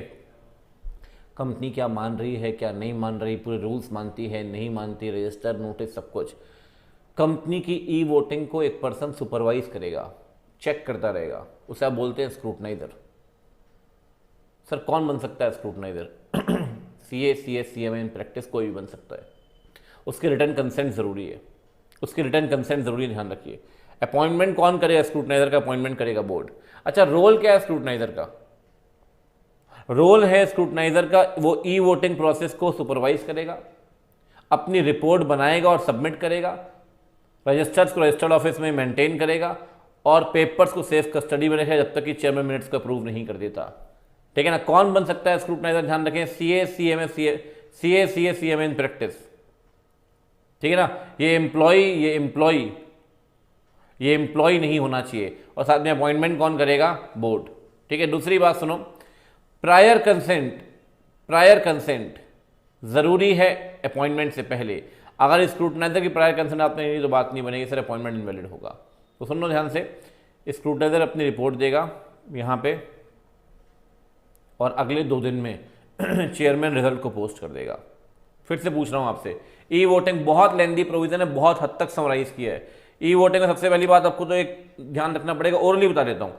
ई वोटिंग में आप ध्यान रखें, सबसे पहले क्या ई वोटिंग में ध्यान रखना है सर? सबसे पहले आपको ध्यान रखना पड़ेगा, नोटिस 3 तरह के जाएंगे। कौन कौन से नोटिस जाएंगे? इंडिविजुअल 21 दिन पहले, पब्लिक 5 दिन पहले वेबसाइट में पोस्ट करना है। ठीक है, अच्छा, वोटिंग कब से कब तक होगी? 1 से 3 दिन के बीच में। उसके बाद पोर्टल ब्लॉक हो जाएगा और अनब्लॉक करें 2 विटनेस के सामने। स्क्रूटनाइजर का मतलब जो भी काउंटिंग होगी उसकी अपनी रिपोर्ट बनाएगा, रिपोर्ट आपको दे देगा चेयरमैन को। ठीक है ना? चेयरमैन अगले 2 दिन में क्या करेगा? रिजल्ट का डिक्लेरेशन। स्क्रूटनाइजर कौन बन सकता है? CA in practice. क्लियर है? साथ में अपॉइंटमेंट कौन करेगा? बोर्ड। और अपॉइंटमेंट करने से पहले, सुनना ध्यान से, अपॉइंटमेंट करने से पहले रिटर्न कंसेंट जरूरी है। और क्या रोल है स्क्रूटनाइजर का? स्क्रूटनाइजर ई वोटिंग प्रोसेस को मैनेज करेगा, ई वोटिंग प्रोसेस को मैनेज करेगा, सुपरवाइज करेगा, अपनी रिपोर्ट तैयार करेगा, रजिस्टर्स को मेंटेन करेगा, पेपर्स को सेफ कस्टडी में लेगा। ये सारी जिम्मेदारियां किसकी? स्क्रूटनाइजर की। ये है ई वोटिंग। 3 बात ध्यान रखना बस, notice, procedure, scrutiniser. Notice, procedure, scrutiniser. ठीक है, चलिए। अगर आप बात करें पोस्टल बैलेट की, सुनो बहुत ध्यान से, मैं फिर बोल रहा हूं, पोस्टल बैलेट में अगर ई वोटिंग कराते हो तो सेम प्रोसीजर लगेगा 108 वाला। पोस्टल बैलेट में अगर ई वोटिंग करवाते हो तो सेम प्रोसीजर लगेगा 108 वाला। लेकिन अगर पोस्टल बैलेट में मैनुअल वोटिंग करवाते हो, आप मैनुअल वोटिंग करवाते हो, तो सर 108 का प्रोसीजर जो है ई वोटिंग का वो तो लगना ही लगना है। लेकिन 2 फर्क है, ई वोटिंग होती है 1 से 3 दिन के बीच में, पोस्टल बैलेट की ई वोटिंग होगी 30 दिन तक। आप अपना रिप्लाई दे सकते हैं। वहाँ स्क्रूटनाइजर अपनी रिपोर्ट देता है, टाइम लिमिट नहीं है। यहाँ स्क्रूटनाइजर रिपोर्ट देगा 7 दिन के अंदर, बाकी सब कुछ सेम है। तो पोस्टल बैलेट का प्रोसीजर पढ़ने की जरूरत ही नहीं है। आपने ई वोटिंग कंप्लीट कर लिया, पोस्टल बैलेट अपने आप कंप्लीट हो गया। पोस्टल बैलेट इलेक्ट्रॉनिक वैसे ही कराना है जैसे ई वोटिंग होती है। क्लियर है? अच्छा, ये इंपॉर्टेंट है, कौन कौन से मैटर डिस्कस करोगे पोस्टल बैलेट के थ्रू? कौन कौन से मैटर डिस्कस करोगे पोस्टल बैलेट के थ्रू? आप सुनते जाओ, बस याद कर लेना। पहला, प्राइवेट कंपनी को पब्लिक में कन्वर्ट करोगे, postal ballot, SR postal ballot. Public को प्राइवेट में कन्वर्ट करोगे, एसआर पोस्टल बैलेट। अपना रजिस्टर्ड ऑफिस शहर से बाहर लेकर जाओगे, लोकल लिमिट से बाहर, SR postal ballot. Object clause में चेंज करोगे, SR postal ballot. Public issue से बचा हुआ पैसा नए ऑब्जेक्ट में लाना चाहते हैं, वो एसआर भी पोस्टल बैलेट। 5 पॉइंट बता चुका हूं, public to private conversion, private to public conversion, और शहर से बाहर लेकर जाओगे आरओ को, ऑब्जेक्ट क्लॉज में चेंज। और अगर पब्लिक इशू से आया वो पैसा बच गया, उसे नए ऑब्जेक्ट की तरफ खर्च करना चाहते हैं, एसआर पोस्टल बैलेट। और अगला पॉइंट, शेयर होल्डर के राइट वेरिएट करना चाहते हैं, एसआर पोस्टल बैलेट। ठीक है, डिफरेंशियल राइट वाले शेयर इशू करना चाहते हैं, एसआर पोस्टल बैलेट। ठीक है, स्मॉल बायबैक करना चाहते हैं, SR postal ballot. Small share holders अपना एक डायरेक्टर अपॉइंट करना चाहते हैं। सर स्मॉल शेयर होल्डर का मतलब क्या है? जिसके पास nominal value, maximum share holding 20,000 रुपए तक की है। नॉमिनल वैल्यू कितनी होगी? 20,000 रुपए तक की। उसे क्या मान लेंगे? Small share holder. वो अपना डायरेक्टर अपॉइंट करेगा। फाइनल में पढ़ते हैं अभी 3 पॉइंट। तो एसएसडी अपॉइंट करने के लिए पोस्टल बैलेट। अगर कंपनी अपनी अंडरटेकिंग बेचती है, what is the meaning of undertaking? ये भी सेक्शन 180 है, फाइनल में पढ़ते हैं आप। कोई भी चीज़ जिसकी वैल्यू कंपनी की नेटवर्थ की 20% से ऊपर है, मतलब कंपनी की नेटवर्थ है 1000 करोड़, कंपनी एक फैक्ट्री बेचती है 300 करोड़ की, तो कितनी वैल्यू हो गई 30%। इसे क्या मानेंगे, इस फैक्ट्री को अंडरटेकिंग, एसआर पास करना पड़ेगा पोस्टल बैलेट के थ्रू। और अगर कंपनी 186 की लिमिट से ऊपर लोन गारंटी देती है, ये क्या है सर, ये क्या है 186 क्या है, सुनो ध्यान से। 186 में एक लिमिट है 60% of paid up capital plus free reserve plus securities premium और 100% of free reserve plus securities premium whichever is higher. For example company की पेड अप कैपिटल है 100 करोड़, कंपनी के फ्री रिजर्व हैं 60 करोड़ के, और कंपनी का securities premium है 80 करोड़ का। कितना हो गया भाई टोटल मिला के 240 करोड़। लिमिट निकालो ज़रा एक मिनट। 60% ऑफ 240 करोड़, फटाफट से बताओ 60% ऑफ 240 करोड़ 144। और फ्री रिजर्व सिक्योरिटीज प्रीमियम का 100% कितना आ गया 80 60 140 crore whichever is higher. Higher कितना हुआ 144 करोड़। ठीक है, सुनते जाओ मेरी बात ध्यान से। अगर कंपनी इस अमाउंट से ज़्यादा, कोई भी कंपनी इस अमाउंट से ज़्यादा लोन देना चाहेगी, गारंटी या सिक्योरिटी देना चाहेगी इस अमाउंट से ज़्यादा, ध्यान रखना, तो बेटा वो एसआर पास करना पड़ेगा। अगर कोई कंपनी लोन देना चाहती है, इन्वेस्टमेंट करना चाहती है 200 करोड़ का, तो ऑब्वियस सी बात है एक्सीड कर रहा है, इससे एक्सीड करेगा तो ये लोन इन्वेस्टमेंट कब कर पाओगे, जब आप क्या पास करेंगे एसआर। वो एसआर कैसे पास होगा, by the means of postal ballot. इतना क्लियर है। चलिए, तो पोस्टल बैलेट में सारे मैटर आपको कैसे डिस्कस करने हैं, by the means of postal ballot. फटाफट से बताओ स्टार्टिंग 5 पॉइंट, फटाफट से चाहिए मुझे answer. Starting 5 point, starting 5 point चाहिए भाई, बताइए। बढ़िया। Private to public, public to private, शहर से बाहर लेकर जाओगे अपना आरओ, ऑब्जेक्ट लॉस चेंज करोगे, पब्लिक इशू से पैसा आया बच गया, नए ऑब्जेक्ट की तरफ खर्च करना चाहते हैं, पोस्टल बैलेट। और अगले 5 शेयर होल्डर के राइट चेंज करना चाहते हैं आप, और डिफरेंशियल राइट वाले शेयर इशू करना चाहते हैं आप, बहुत बढ़िया। और बायबैक करना चाहते हैं आप, और अगला बिल्कुल एसएसजी को अपॉइंट करना चाहते हो आप, और हाँ अंडरटेकिंग बेचना चाहते हो आप, और लोन गारंटी इन्वेस्टमेंट करना चाहते हो 186 की लिमिट से ऊपर। इन सारे केसेस में, इन सारे के सारे केसेस में आपको बेसिकली क्या पास करना पड़ेगा, रिजोल्यूशन। वो रिजोल्यूशन कैसे पास होगा, by the means of postal ballot. बहुत बढ़िया। चलिए आगे बढ़ते हैं सर, बात कर लेते हैं जरा पोल की। पोल क्या कहता है, बहुत बढ़िया बहुत बढ़िया बहुत बढ़िया। अंडरराइटिंग, अंडरराइटिंग कहाँ गया भाई, अंडरटेकिंग है भाई। ऐसा अनर्थ मत करो, मर जाएगा एग्जामिनर, आप उसके मौत के जिम्मेदार होंगे, मैं आपको बोल रहा हूं। चलिए बहुत बढ़िया, बहुत ही बढ़िया। डिमांड फॉर पोल 109, ये क्या कहता है सर, पोल ऑर्डर कर सकता है चेयरमैन और सिर्फ चेयरमैन, या तो अपनी इच्छा से या मेंबर के बोलने पर। अच्छा, कितने मेंबर बोलेंगे तब पोल ऑर्डर करेगा, 110 जिनके पास वोटिंग पावर है या कैपिटल 5 लाख की है, चाहे वो मेंबर हो या प्रॉक्सी। क्वेश्चन पूछा है यहाँ पे, इंस्टीट्यूट ने क्वेश्चन डाला था आरटीपी एमटीपी में। प्रॉक्सी पोल डिमांड कर सकता है, क्या वोटिंग पावर कितना होना चाहिए 110 या कैपिटल 5 लाख की। जिस कंपनी में कैपिटल नहीं है वहां पे सिंपल 110 वोटिंग पावर का। तो पोल ऑर्डर करेगा चेयरमैन, और पोल ऑर्डर करेगा चेयरमैन, चेयरमैन ऑर्डर करेगा सुओ मोटो, या ऑर्डर करेगा मेंबर के बोलने पर। मेंबर का 110 तो टोटल वोटिंग पावर है। कितने के शेयर चाहिए, 5 लाख के। क्लियर है। पोल कब ऑर्डर होगा सर, मेंबर जब मांगे उसके 48 घंटे के अंदर। 48 घंटे तक मीटिंग चलती रहेगी क्या, बोलेगा सर पोल की फैसिलिटी तो है नहीं, तो मीटिंग काम करते हैं कल करा दें या परसों कराते हैं, मैक्सिमम 48 घंटे के अंदर पोल होगा डिमांड करने के। लेकिन 2 केस में पोल तुरंत होना चाहिए। 2 केस में अगर चेयरमैन को इलेक्ट करना है, एग्जाम्पल याद करो मुकेश अंबानी का, तो पोल तुरंत के तुरंत होगा। और अगर मीटिंग आगे बढ़ानी है या नहीं बढ़ानी उसके लिए निर्णय करना है तो पोल तुरंत होगा। 2 केस में पोल ध्यान रखना तुरंत होता है। पहला फर्स्ट फटाफट से बताओ, पहला है कहाँ गया, एडजर्नमेंट ऑफ जीएम, चेयरमैन का इलेक्शन, यहां पोल तुरंत होगा फोर्थविथ। किसी और केस में पोल कब तक होगा? 48 घंटे मैक्सिमम। क्लियर है? आ रही है बात समझ में? अच्छा, पोल डिमांड करने के बाद पोल को विड्रॉ कर सकते हैं? आंसर इज यस, बिल्कुल पोल को विड्रॉ किया जा सकता है, उसमें कोई दिक्कत वाली बात नहीं। जिसने पोल डिमांड किया वो पोल को विड्रॉ कर सकता है। क्लियर है? चलो, स्क्रूटनियर सेट पोल, जैसे आपने स्क्रूटनाइजर देखा ई वोटिंग में, यहां आप देखेंगे स्क्रूटनियर। क्या रोल है सर इसका? जरा इमेजिन करो कि पोल चल रहा है मीटिंग में, क्या होगा सर? होगा क्या? पोल को मैनेज करता है स्क्रूटनियर। कंपनी सारे कागजात देगी, सारे के सारे कागजात देगी कंपनी किसको? स्क्रूटनियर को। ठीक है, दे दिए। स्क्रूटनियर पोलिंग पेपर को अरेंज करेगा, पोलिंग पेपर मेंबर्स को बांटेगा, मेंबर्स अपना वोट करेंगे, लेकिन उससे पहले पोलिंग पेपर बांट दिए, एम्प्टी पोलिंग बॉक्स लॉक करेगा, एम्प्टी पोलिंग बॉक्स लॉक करेगा।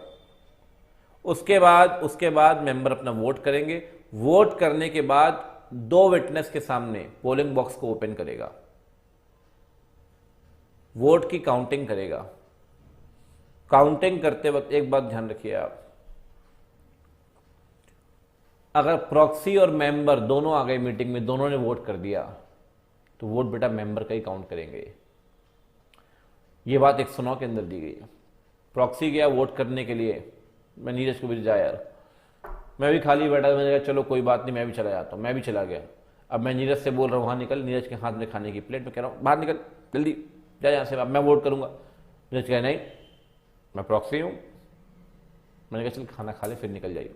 सर वोट करूँगा ऐसे कैसे? मैंने कहा बेटा वोट नहीं करेगा, मैं वोट करूँगा। अरे सर क्या बात करो, वोट तो मैं ही करूँगा। उस केस में उस नालायक ने वोट कर दिया और मैंने भी वोट कर दिया, तो बेटा मेरा वोट काउंट होगा, मेंबर का प्रॉक्सी का वोट क्या कहलाएगा? इनवैलिड। इतना क्लियर है? तो वोट की जब काउंटिंग करेंगे तो प्रॉक्सी का वोट मान लो इनवैलिड और मेंबर का वोट क्या मानेंगे आप? वैलिड। ठीक है ना? तो काउंटिंग करेगा, अपने रिपोर्ट बनाएगा, रिपोर्ट में लिखेगा सर इतने वोट फेवर में, इतने अगेंस्ट में। रिपोर्ट चेयरमैन को देगा, चेयरमैन रिजल्ट को डिक्लेयर करेगा। क्या दिक्कत? इससे आसान मैं कह रहा हूं कुछ है ही नहीं। स्क्रूटनियर का रोल फिर से एक बार देखो, मीटिंग स्टार्ट हुई, पोल से वोटिंग हो रही है, पोल से खाली बॉक्स रखे हैं, आप पेपर्स बांटेंगे, वो अपना वोट टिक करेंगे, पेपर डब्बों में डाल देंगे, आप डब्बा ओपन करोगे, काउंटिंग करोगे, रिपोर्ट बनाओगे, चेयरमैन को दोगे, बात खत्म। यही लिखा है इसमें कि सारे डॉक्यूमेंट आप किसको दोगे? स्क्रूटनियर को।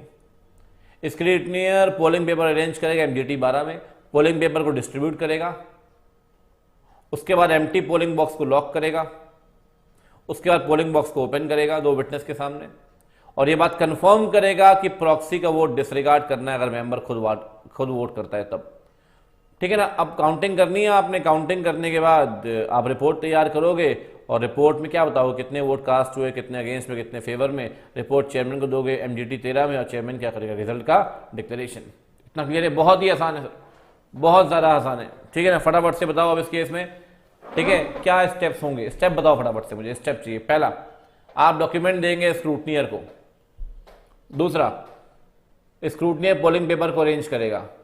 पोलिंग पेपर का फॉर्म नंबर बताओ, पोलिंग पेपर का फॉर्म नंबर बताओ।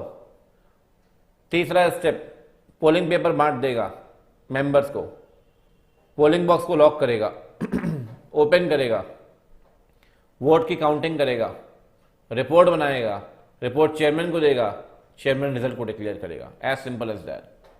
क्लियर है? चलिए, बहुत बढ़िया, बहुत ही बढ़िया, बहुत ही बढ़िया। चलो आगे बढ़ते हैं भाई अब। सही, चलो MGT 12 और रिपोर्ट जो जाएगी वो किस में जाएगी? स्क्रूटनी की रिपोर्ट। स्क्रूटनी की रिपोर्ट जाएगी बेटा किसमें? MGT 13 में। किस में जाएगी स्क्रूटनी की रिपोर्ट? MGT 13 में। Done done done done done. देखो अभी तक क्या डिस्कस कर लिया इस चैप्टर के अंदर, मतलब ये GM3 के अंदर? 106 डिस्कस नहीं किया, 107, 108, 109, 110, 106 बाकी है। समझना जरा, ये कहता है सर मेंबर को वोट करने से कंपनी रोक सकती है 2 ग्राउंड पे। अगर आर्टिकल बोलेगा तब कंपनी मेंबर को वोट करने से रोक सकती है, वो भी सिर्फ 2 ग्राउंड पे। पहला ग्राउंड, अगर मेंबर ने कॉल्स वगैरह पे नहीं किए तो कंपनी उसे रोक सकती है, आप वोट नहीं करेंगे। या अगर उसके शेयर्स पे राइट ऑफ लीन लगा हुआ है। ये राइट ऑफ लीन क्या होता है?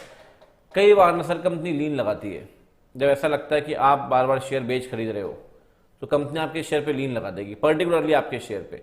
जब तक लीन लगा रहेगा तब तक शेयर बिक नहीं सकते आपके, ट्रांसफर ही नहीं होंगे। और अगर ट्रांसफर नहीं होंगे तो ये कहता है कि वोटिंग राइट भी नहीं मिलेगा आपको। सिर्फ 2 ग्राउंड पे वोट करने से रोक सकते हैं, सिर्फ 2 ग्राउंड पे। पहला ग्राउंड क्या है कि अगर कॉल्स वगैरह पे नहीं हुए तब, और दूसरा ग्राउंड क्या है कि अगर आपने राइट ऑफ लीड इस्तेमाल किया है तब। और किसी भी ग्राउंड पे आप मेंबर को, किसी भी और ग्राउंड पे आप मेंबर को रोक नहीं सकते वोट करने से, किसी भी ग्राउंड पे मेंबर को नहीं रोक सकते वोट करने से, ध्यान रखना। इतना क्लियर है? चलें आगे बढ़ते हैं। 112 113 मैंने आपसे कहा था 112 के अंदर किसके पास राइट है रिप्रेजेंटेटिव को अपॉइंट करने का?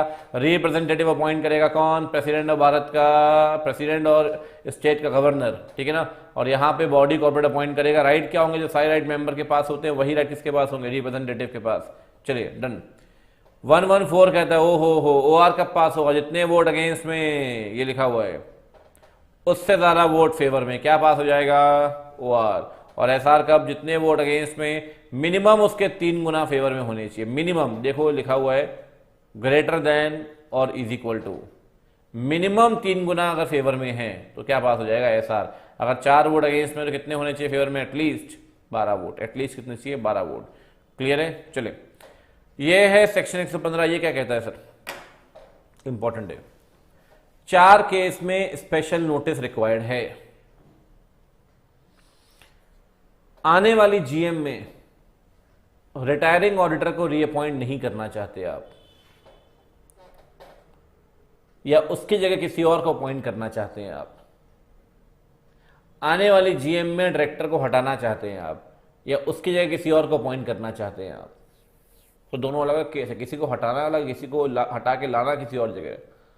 आप बहुत टेंशन में आए, कोई जीवन ऐसे ही चाहिए सन्यासी वाला, आप अलग हो गए, आपने कहा हट जा, तो जरूरी थोड़ी कोई हट गया तो उसकी जगह आएगा ही आएगा। वो तो आपके ऊपर ऑप्शन है, हटा के लाना है या नहीं लाना। नहीं हट गया आपने कहने, न सम्मान का मुंह न अपमान का भय, मैं हूं वैरागी। तो सर वो अलग पॉइंट। यहां पे अगर आप रिटायरिंग ऑडिटर को रीअपॉइंट नहीं करना चाहते या उसकी जगह किसी और को अपॉइंट करना चाहते, डायरेक्टर को हटाना चाहते हैं, उसकी जगह किसी और को लाना चाहते हैं, इन चारों केस में लगेगा स्पेशल नोटिस। सुन लो मेरी बात ध्यान से। अगर मेंबर ऐसा करना चाहते हैं तो मेंबर कंपनी को स्पेशल नोटिस देंगे जीएम से 14 डेज पहले, लेकिन 3 महीने से ऊपर नहीं होना चाहिए। पता चला 7 महीने पहले बोल दिया हाँ भाई डायरेक्टर हटाएंगे जीएम में, पता चला इसे एजीएम के अगले दिन बोल दिया अगले एजीएम में डायरेक्टर हटाएंगे। नहीं भाई, कम से कम जो है वो 14 डेज, मैक्सिमम कितना? 3 महीने। क्या क्या क्या क्या मैं अकेला स्पेशल नोटिस दे सकता हूं? दे सकता हूं सर। मेरे पास होना चाहिए कितना? 5 लाख की कैपिटल या 1% वोटिंग राइट, कोई भी और दिक्कत नहीं है। सेक्शन में 1 लाख की लिमिट थी, रूल में बढ़ाकर 5 लाख कर दी गई, ठीक है ना। आ रही है बात समझ में? 5 लाख की शेयर कैपिटल और वोटिंग राइट कितने? 1% के। क्लियर है? चलो अब कंपनी को आपने बोला आने वाले एजीएम में ऑडिटर को रीअपॉइंट नहीं करेंगे या डायरेक्टर को हटाएंगे। क्या सारे मेंबर ने बोला है? नहीं, कुछ मेंबर्स ने बोला है। लेकिन कंपनी अब सारे मेंबर को 7 दिन पहले नोटिस देगी। जाग जाओ कि आने वाली जीएम में डायरेक्टर को हटाने जा रहे हैं कुछ मेंबर्स। बड़ा इंपॉर्टेंट मैटर है, आप आए और वोट करें। आप बताएं 7 दिन के अंदर, ठीक है ना। इंडिविजुअल नोटिस दें, वैसे मेंबर पॉसिबल तो है नहीं 7 दिन पहले, तो फिर आप न्यूज़पेपर में नोटिस दें और साथ में वेबसाइट में पोस्ट कर दें। ENV मतलब English and vernacular, English and vernacular. चलो बहुत बढ़िया, बहुत शानदार, ठीक है। मेंबर टू कंपनी 14 डेज पहले, कंपनी टू सारे मेंबर 7 डेज पहले। बताओ फटाफट से कौन से 4 मैटर में स्पेशल नोटिस लगेगा? कौन से 4 मैटर में स्पेशल नोटिस लगेगा? फटाफट से बताओ कौन से 4 मैटर में स्पेशल नोटिस लगेगा? ठीक है, फटाफट से चाहिए आंसर मुझे, ठीक है। तो आगे बढ़ते हैं। हम बात कर रहे थे, अभी तक हमने 115 सेक्शन तक डिस्कस किया है। हमने स्टार्ट करना है 116 से। 116 क्या कहता है सर कि देखें जीएम में अगर कोई भी मैटर आप डिस्कस करते हैं, फटाफट से देखना आप कि फॉर एग्जांपल आपकी मीटिंग है 20 तारीख को, 20th को, ठीक है। ये आगे एडजर्न हो जाती है 27th को फॉर एग्जांपल, ठीक है। तो इन केस अगर 20 की मीटिंग 27 को होती है तो जो रिजोल्यूशन पास हुए हैं 27 तारीख को, उसकी इफेक्टिव डेट क्या मानेंगे? ध्यान रखना, जिस दिन रिजोल्यूशन एक्चुअली में पास होगा उसी दिन को मानेंगे वो उसकी इफेक्टिव डेट है। जिस दिन रेजोल्यूशन एक्चुअली में पास होगा एडजर्न मीटिंग के दिन आप मानेंगे रेजोल्यूशन जो एडजर्न मीटिंग में पास हुआ उसकी जो डेट है वो एडजर्न मीटिंग की होगी, ओरिजिनल मीटिंग की नहीं। आपसे इंस्टीट्यूट एक केस स्टडी बढ़िया बना सकता है यहाँ से 2 नंबर की, और आपसे इंस्टीट्यूट बोलेगा यहाँ पे कि सर आप बताएं इस केस में जो आपकी एडजर्न मीटिंग है उस दिन रेजोल्यूशन के इफेक्टिव डेट मानेंगे या आप मानेंगे जिस दिन आपका जो मीटिंग का ओरिजिनल मीटिंग का दिन था उस दिन। तो क्या बताना है भाई, इफेक्टिव डेट क्या होगी ओरिजिनल मीटिंग का। ठीक है, चलिए 27 तारीख। चलो बहुत बढ़िया। जिन लोगों ने ज्वाइन नहीं किया था इसमें ज्वाइन नहीं किया बता दो, कई बच्चे ज्वाइन नहीं कर पाए मेरे ख्याल, ठीक है ना, उनको शायद विजिबल नहीं होगा, तो उनको आप बता दो आपके फ्रेंड्स को कि हाँ भाई अब ये पार्ट 3 में चल रहा है, कोई दिक्कत नहीं है। चलिए आगे बढ़ते हैं। अगला है नेक्स्ट इज 117। ये क्या कहता है सर? 117 आपसे पता क्या बोलता है? 117 आपसे कहता है कि सर जो भी रिजोल्यूशन आप फाइल करते हैं, जो एक्सप्लेनेटरी स्टेटमेंट हैं, ये रिजोल्यूशन जिनके लिए उनके सेक्शन में कुछ नहीं बताया गया वो फाइलिंग होगी 117 के हिसाब से। चाहे वो आपके स्पेशल रिजोल्यूशंस हो, चाहे वो आपके यूनानिमस रिजोल्यूशंस हो, चाहे आपके बोर्ड रिजोल्यूशन हो, चाहे वो कोई एग्रीमेंट हो, इवन चाहे वो वाइंड अप का रिजोल्यूशन हो, जिनके लिए कुछ भी नहीं दिया गया, जिनके लिए अपने सेक्शन में कुछ भी नहीं है, उनके लिए आपको पास करना पड़ेगा, उनके लिए फाइलिंग करनी पड़ेगी 117 में। और 117 में कहता है हर रिजोल्यूशन फाइल होगा 30 दिन के अंदर MGT 14 में। फिर एक बात कह रहा हूं, जिन रेजोल्यूशन की फाइलिंग उनके सेक्शन में दी गई है, जिन ORSR की फाइलिंग दी गई उनके सेक्शंस में, उसके लिए फाइलिंग के लिए यहां आने की जरूरत नहीं है।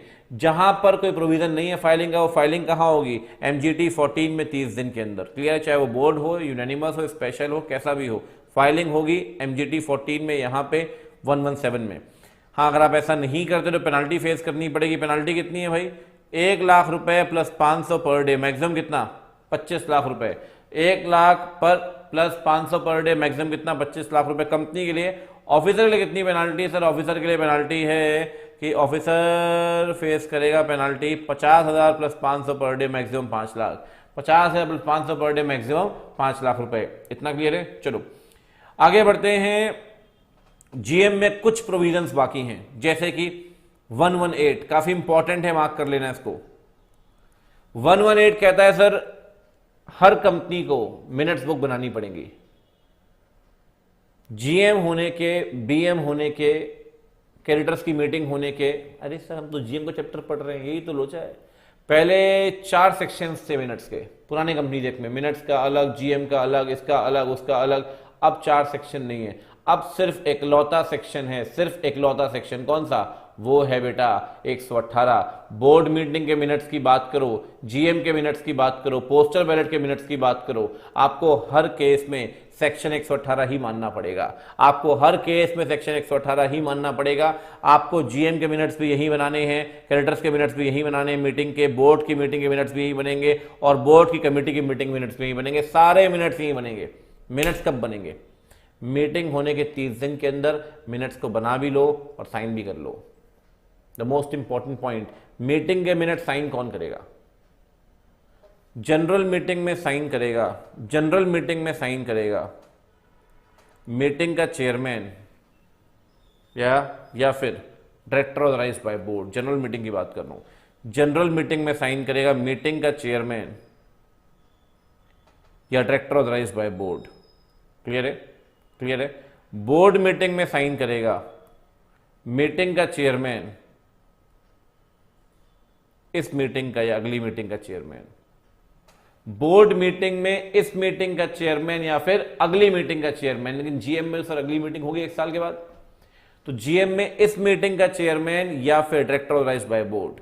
अच्छा, अगर पोस्टल बैलेट से रेजोल्यूशन पास किया आपने तो कौन साइन करेगा? Again chairman. ठीक है ना? किसका? मीटिंग तो हुई नहीं, तो बेटा यहां साइन करेगा चेयरमैन बोर्ड का। ठीक है ना? ऊपर क्या पड़ा? चेयरमैन मीटिंग का, चेयरमैन मीटिंग का। या मीटिंग तो होती ही नहीं, तो साइन कौन करेगा? बोर्ड का चेयरमैन। और अगर चेयरमैन नहीं है तो फिर डायरेक्टर ऑथराइज्ड बाय बोर्ड। मैं आपसे पूछ रहा हूं, फटाफट से बताओ मुझे, फटाफट से बताओ, इस केस में बोर्ड मीटिंग में साइन कौन करेगा मिनट्स में? हाँ, इस मीटिंग का चेयरमैन या अगली मीटिंग का चेयरमैन। ठीक है? GM के मिनट्स में साइन कौन करेगा? इस मीटिंग का चेयरमैन या फिर director authorised by board. Postal ballot में साइन कौन करेगा? पोस्टल बैलेट में बोर्ड का चेयरमैन या डायरेक्टर ऑथराइज्ड बाय बोर्ड। इतना क्लियर है? चलो अच्छा, मिनट्स बुक कहाँ रखनी है आपको संभाल के? मिनट्स बुक, सुने मेरी बात, अगर जीएम की मिनट्स बुक है रजिस्टर्ड ऑफिस में रखें, ठीक है ना, रजिस्टर्ड ऑफिस में रखें और लाइफ टाइम संभाल के रखें आप, सीएस या डायरेक्टर ऑथराइज्ड की कस्टडी में, कोई दिक्कत नहीं है। लेकिन बोर्ड मीटिंग के जो मिनट्स हैं इसे भी संभाल के तो रखना है लाइफ टाइम, लेकिन आप इसे कहीं भी रख सकते हैं। सुन लो इस बात को ध्यान से, जीएम के मिनट सिर्फ और सिर्फ आरओ में, ठीक है ना, संभाल के रखने हैं परमानेंटली किसकी कस्टडी में? सीएस या डायरेक्टर ऑथराइज्ड। यहां भी परमानेंटली संभाल के रखना है, लेकिन यहां पे रख सकते हैं रजिस्टर्ड ऑफिस में या किसी और जगह से बोर्ड बताएगा। आपसे क्वेश्चन पूछ लिया इंस्टीट्यूट ने कि कंपनी अपनी मिनट्स बुक जयपुर में मेंटेन करना चाहती है जबकि आरओ मुंबई में है, कर पाएंगे क्या? नहीं। लेकिन वो मिनट्स बुक किसकी होगी? जीएम की। अगर बोर्ड मीटिंग के मिनट्स बुक आप जयपुर में मेंटेन करना चाहते हैं, आरओ मुंबई में, तो कर सकते हैं, उसमें कोई दिक्कत नहीं है। क्लियर है? अगेन संभाल कौन रखेगा? सीएस या पर्सन ऑथराइज्ड, डायरेक्टर ऑथराइज्ड, ठीक है ना। अब ये बताओ, टाइमिंग मैंने आपको बताई, मिनट्स बुक कब तक बनानी है? मीटिंग खत्म होने के 30 दिन के अंदर, ठीक है ना। कौन साइन करेगा मिनट्स बुक में बताओ? इनिशियल या साइन लगेंगे हर पेज में और आखिरी पेज में साइन होना जरूरी है। कौन साइन करेगा मैंने आपको बता दिया, ठीक है ना। क्लियर है? चलो क्या बताते हैं मिनट्स बुक में? बहुत सिंपल है। कौन कौन से मैटर पास हुए, कितने लोग आए, किन लोगों को अपॉइंट किया गया, ये बातें बताइए। कौन कौन से मैटर पास हुए सबसे पहले तो वो बताना है आपको, ठीक है ना। सबसे पहले तो बताना है कि कौन कौन से मैटर पास हुए, कौन कौन से प्रोसीडिंग डिस्कस हुई, कितने डायरेक्टर प्रेजेंट थे, कितने लोगों ने नेगेटिव वोट दिया, ठीक है ना, कितने लोगों ने नेगेटिव वोट दिया। एक बात ध्यान रखना, मिनट्स में क्या आएगा और क्या नहीं आएगा, मिनट्स में क्या आएगा और क्या नहीं आएगा, ये अल्टीमेटली कौन डिसाइड करता है? चेयरमैन। ये बहुत इंपॉर्टेंट है, it is very important for case study.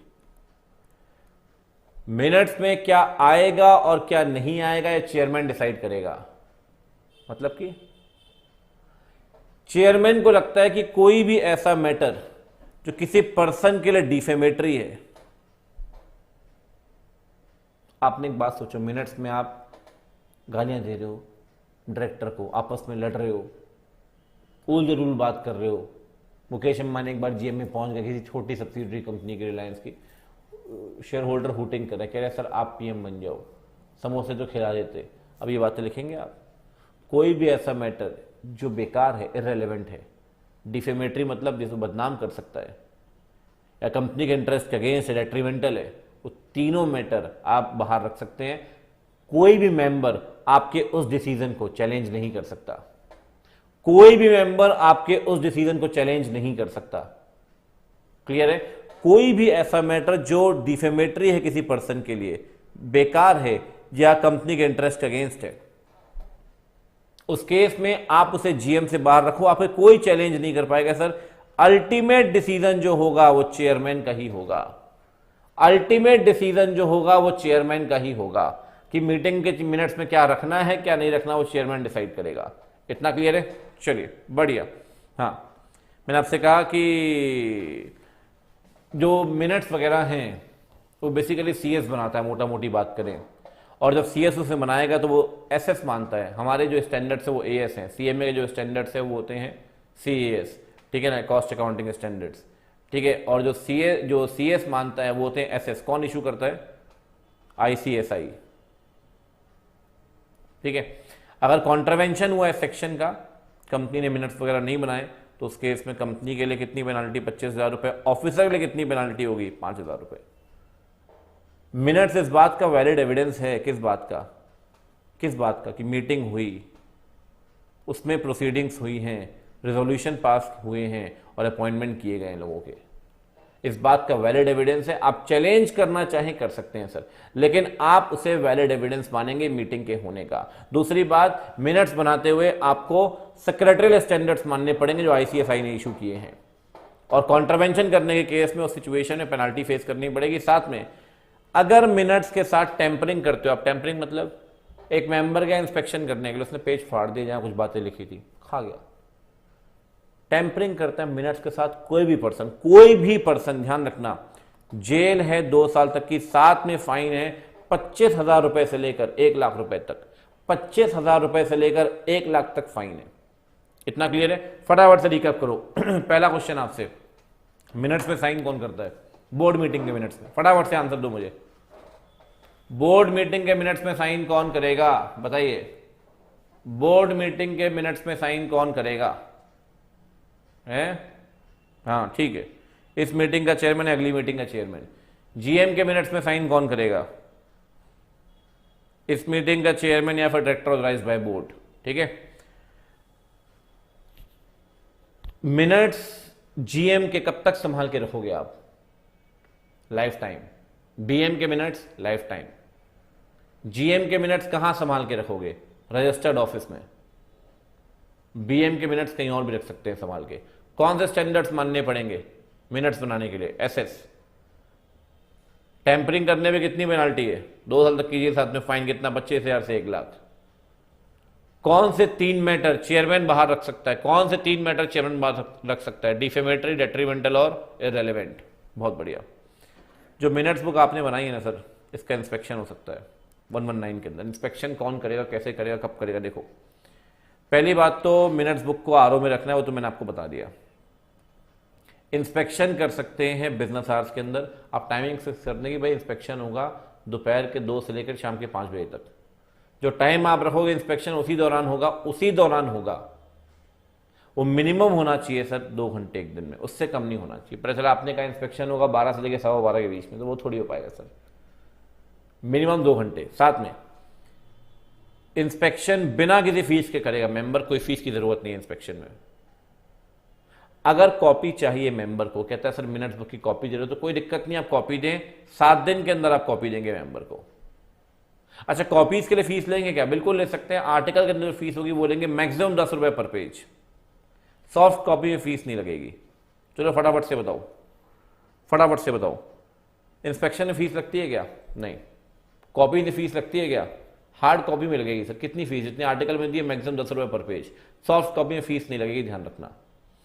साथ में अगर कंपनी आपको इंस्पेक्शन करने नहीं देती या कंपनी आपको कॉपीज प्रोवाइड नहीं करती, तो उस केस में कंपनी के ऊपर पेनाल्टी लगेगी, ऑफिसर के ऊपर पेनाल्टी लगेगी। कंपनी के लिए पेनाल्टी 25,000 रुपये, ऑफिसर के लिए पेनाल्टी 5,000 रुपये। साथ में अगर आपको इंस्पेक्शन करने नहीं मिलता, आपको कॉपीज नहीं मिलती, आप एनसीएलटी के पास जाएं, एनसीएलटी इमीडिएटली कंपनी से बोलेगा सर इनको इंस्पेक्शन करने दो, यानी कॉपीज प्रोवाइड करें। इमीडिएट कंपनी को वैसा करना होगा जैसा एनसीएलटी बोलेगा। इमीडिएट ऑर्डर पास होगा, ध्यान रखना। क्लियर है? ये है 119। ये सेक्शन मुझे काफी इंपॉर्टेंट लगता है। 120 मैंने आपको पढ़ाया था, आपको याद होगा कि लिस्टेड कंपनी और 1000 member, debenture holder, security holder जहां हैं वहां रजिस्टर्स मेंटेन करने पड़ते हैं। रजिस्टर्स वहां मेंटेन किस में करते हैं आप? रजिस्टर्स मेंटेन करते हैं इलेक्ट्रॉनिक फॉर्म में। याद करो सेक्शन 120। 122 भी आपको पढ़ा चुका हूं कि ओपीसी में मीटिंग नहीं होती, किस तरीके से रेजोल्यूशन पास होता है। बताओ जरा, ओपीसी में रेजोल्यूशन कैसे पास होता है? मेंबर नोटिस देगा कंपनी को, कंपनी बनाएगी मिनट्स, मेंबर साइन कर देगा मिनट्स में, हो गया रेजोल्यूशन पास। बहुत बढ़िया। अब अंतिम बात 121 मिनट्स की, जीएम की। लिस्टेड कंपनी को मिनट्स तो बनाना ही है सर, और मिनट्स को आप आरओ में रखते हैं, लेकिन लिस्टेड कंपनी को मिनट्स के साथ साथ एक रिपोर्ट भी बनानी होगी एजीएम को लेकर। उस रिपोर्ट में आप बताएंगे एजीएम कब हुई, कितने बजे, कौन से लोग आए, अपॉइंटमेंट, ये सारी बातें हम बताएंगे, कोरम थी, सब कुछ। मिनट्स को रजिस्टर्ड ऑफिस में आप रखते हैं, लेकिन ये रिपोर्ट जो एजीएम पे बनाएंगे आप, ये आप आरओसी के पास फाइल करोगे मीटिंग होने के 30 दिन के अंदर एमजीटी 15 में। ये जिम्मेदारी सिर्फ किस कंपनी को दी गई है कि उसे रिपोर्ट तैयार करनी होगी। रिपोर्ट बनेगी एमजीटी 15 में और इसे फाइल करना पड़ेगा आरओसी के पास एजीएम के 30 दिन के अंदर। रिपोर्ट में साइन कौन करेगा? अरे वही तीन नलायक, याद करो, 2 director 1 shall be MD plus CS. Report में क्या बताओगे? वही सब सर, किस दिन कब कहां एजीएम हुई, कितने मेंबर्स आए एजीएम में, कोरम थी या नहीं, एक्ट वगैरह एसएस माना गया या नहीं, कौन कौन से मैटर डिस्कस हुए, ठीक है ना। ये सारी की सारी बातें आपको रिपोर्ट में बतानी है। फर्क समझ लो, फर्क मिनट्स को मेंटेन करते हो रजिस्टर्ड ऑफिस में और रिपोर्ट को फाइल करते हैं आरओसी के पास। मिनट्स बनाती है हर कंपनी, रिपोर्ट बनाती है तो लिस्टेड कंपनी। ठीक है ना, क्लियर है। मिनट के लिए स्टैंडर्ड्स हैं एसएस, कोई फॉर्मेट नहीं है। रिपोर्ट के लिए फॉर्मेट है फॉर्म नंबर MGT 15। ठीक है ना, मिनट्स को फाइल नहीं करना पड़ता है, इसको फाइल करना पड़ता है। चलिए बहुत बढ़िया। मिनट्स में साइन कौन करेगा? जीएम के मिनट्स की बात कर रहा हूँ, जीएम के मिनट्स की। इस मीटिंग का चेयरमैन या फिर director authorised by board. Minutes बनते हैं हर जीएम के, फिर बोल रहा हूँ, फर्क बता रहा हूँ। मिनट्स बनते हैं हर जीएम के, लेकिन बेटा जो रिपोर्ट है वो सिर्फ बनेगी एजीएम की। ईजीएम की रिपोर्ट नहीं बनती, ध्यान रखना। बोर्ड मीटिंग का तो सवाल ही पैदा नहीं होता। इतना क्लियर है? बधाई हो, बधाई हो, बधाई हो। जनरल मीटिंग चैप्टर कंप्लीट कर लिया है हमने। ठीक है ना, जनरल मीटिंग चैप्टर कंप्लीट कर लिया है हमने। आगे बढ़ते हैं, स्टार्ट करते हैं डिविडेंड से। डिविडेंड क्या कहता है देखें। सेक्शन डिस्कस करने 123 से लेकर 127 तक क्या कहते हैं सुने जरा आप। 123 declaration of payment of dividend. कोई भी कंपनी डिविडेंड कहां से देगी? या तो करंट ईयर प्रॉफिट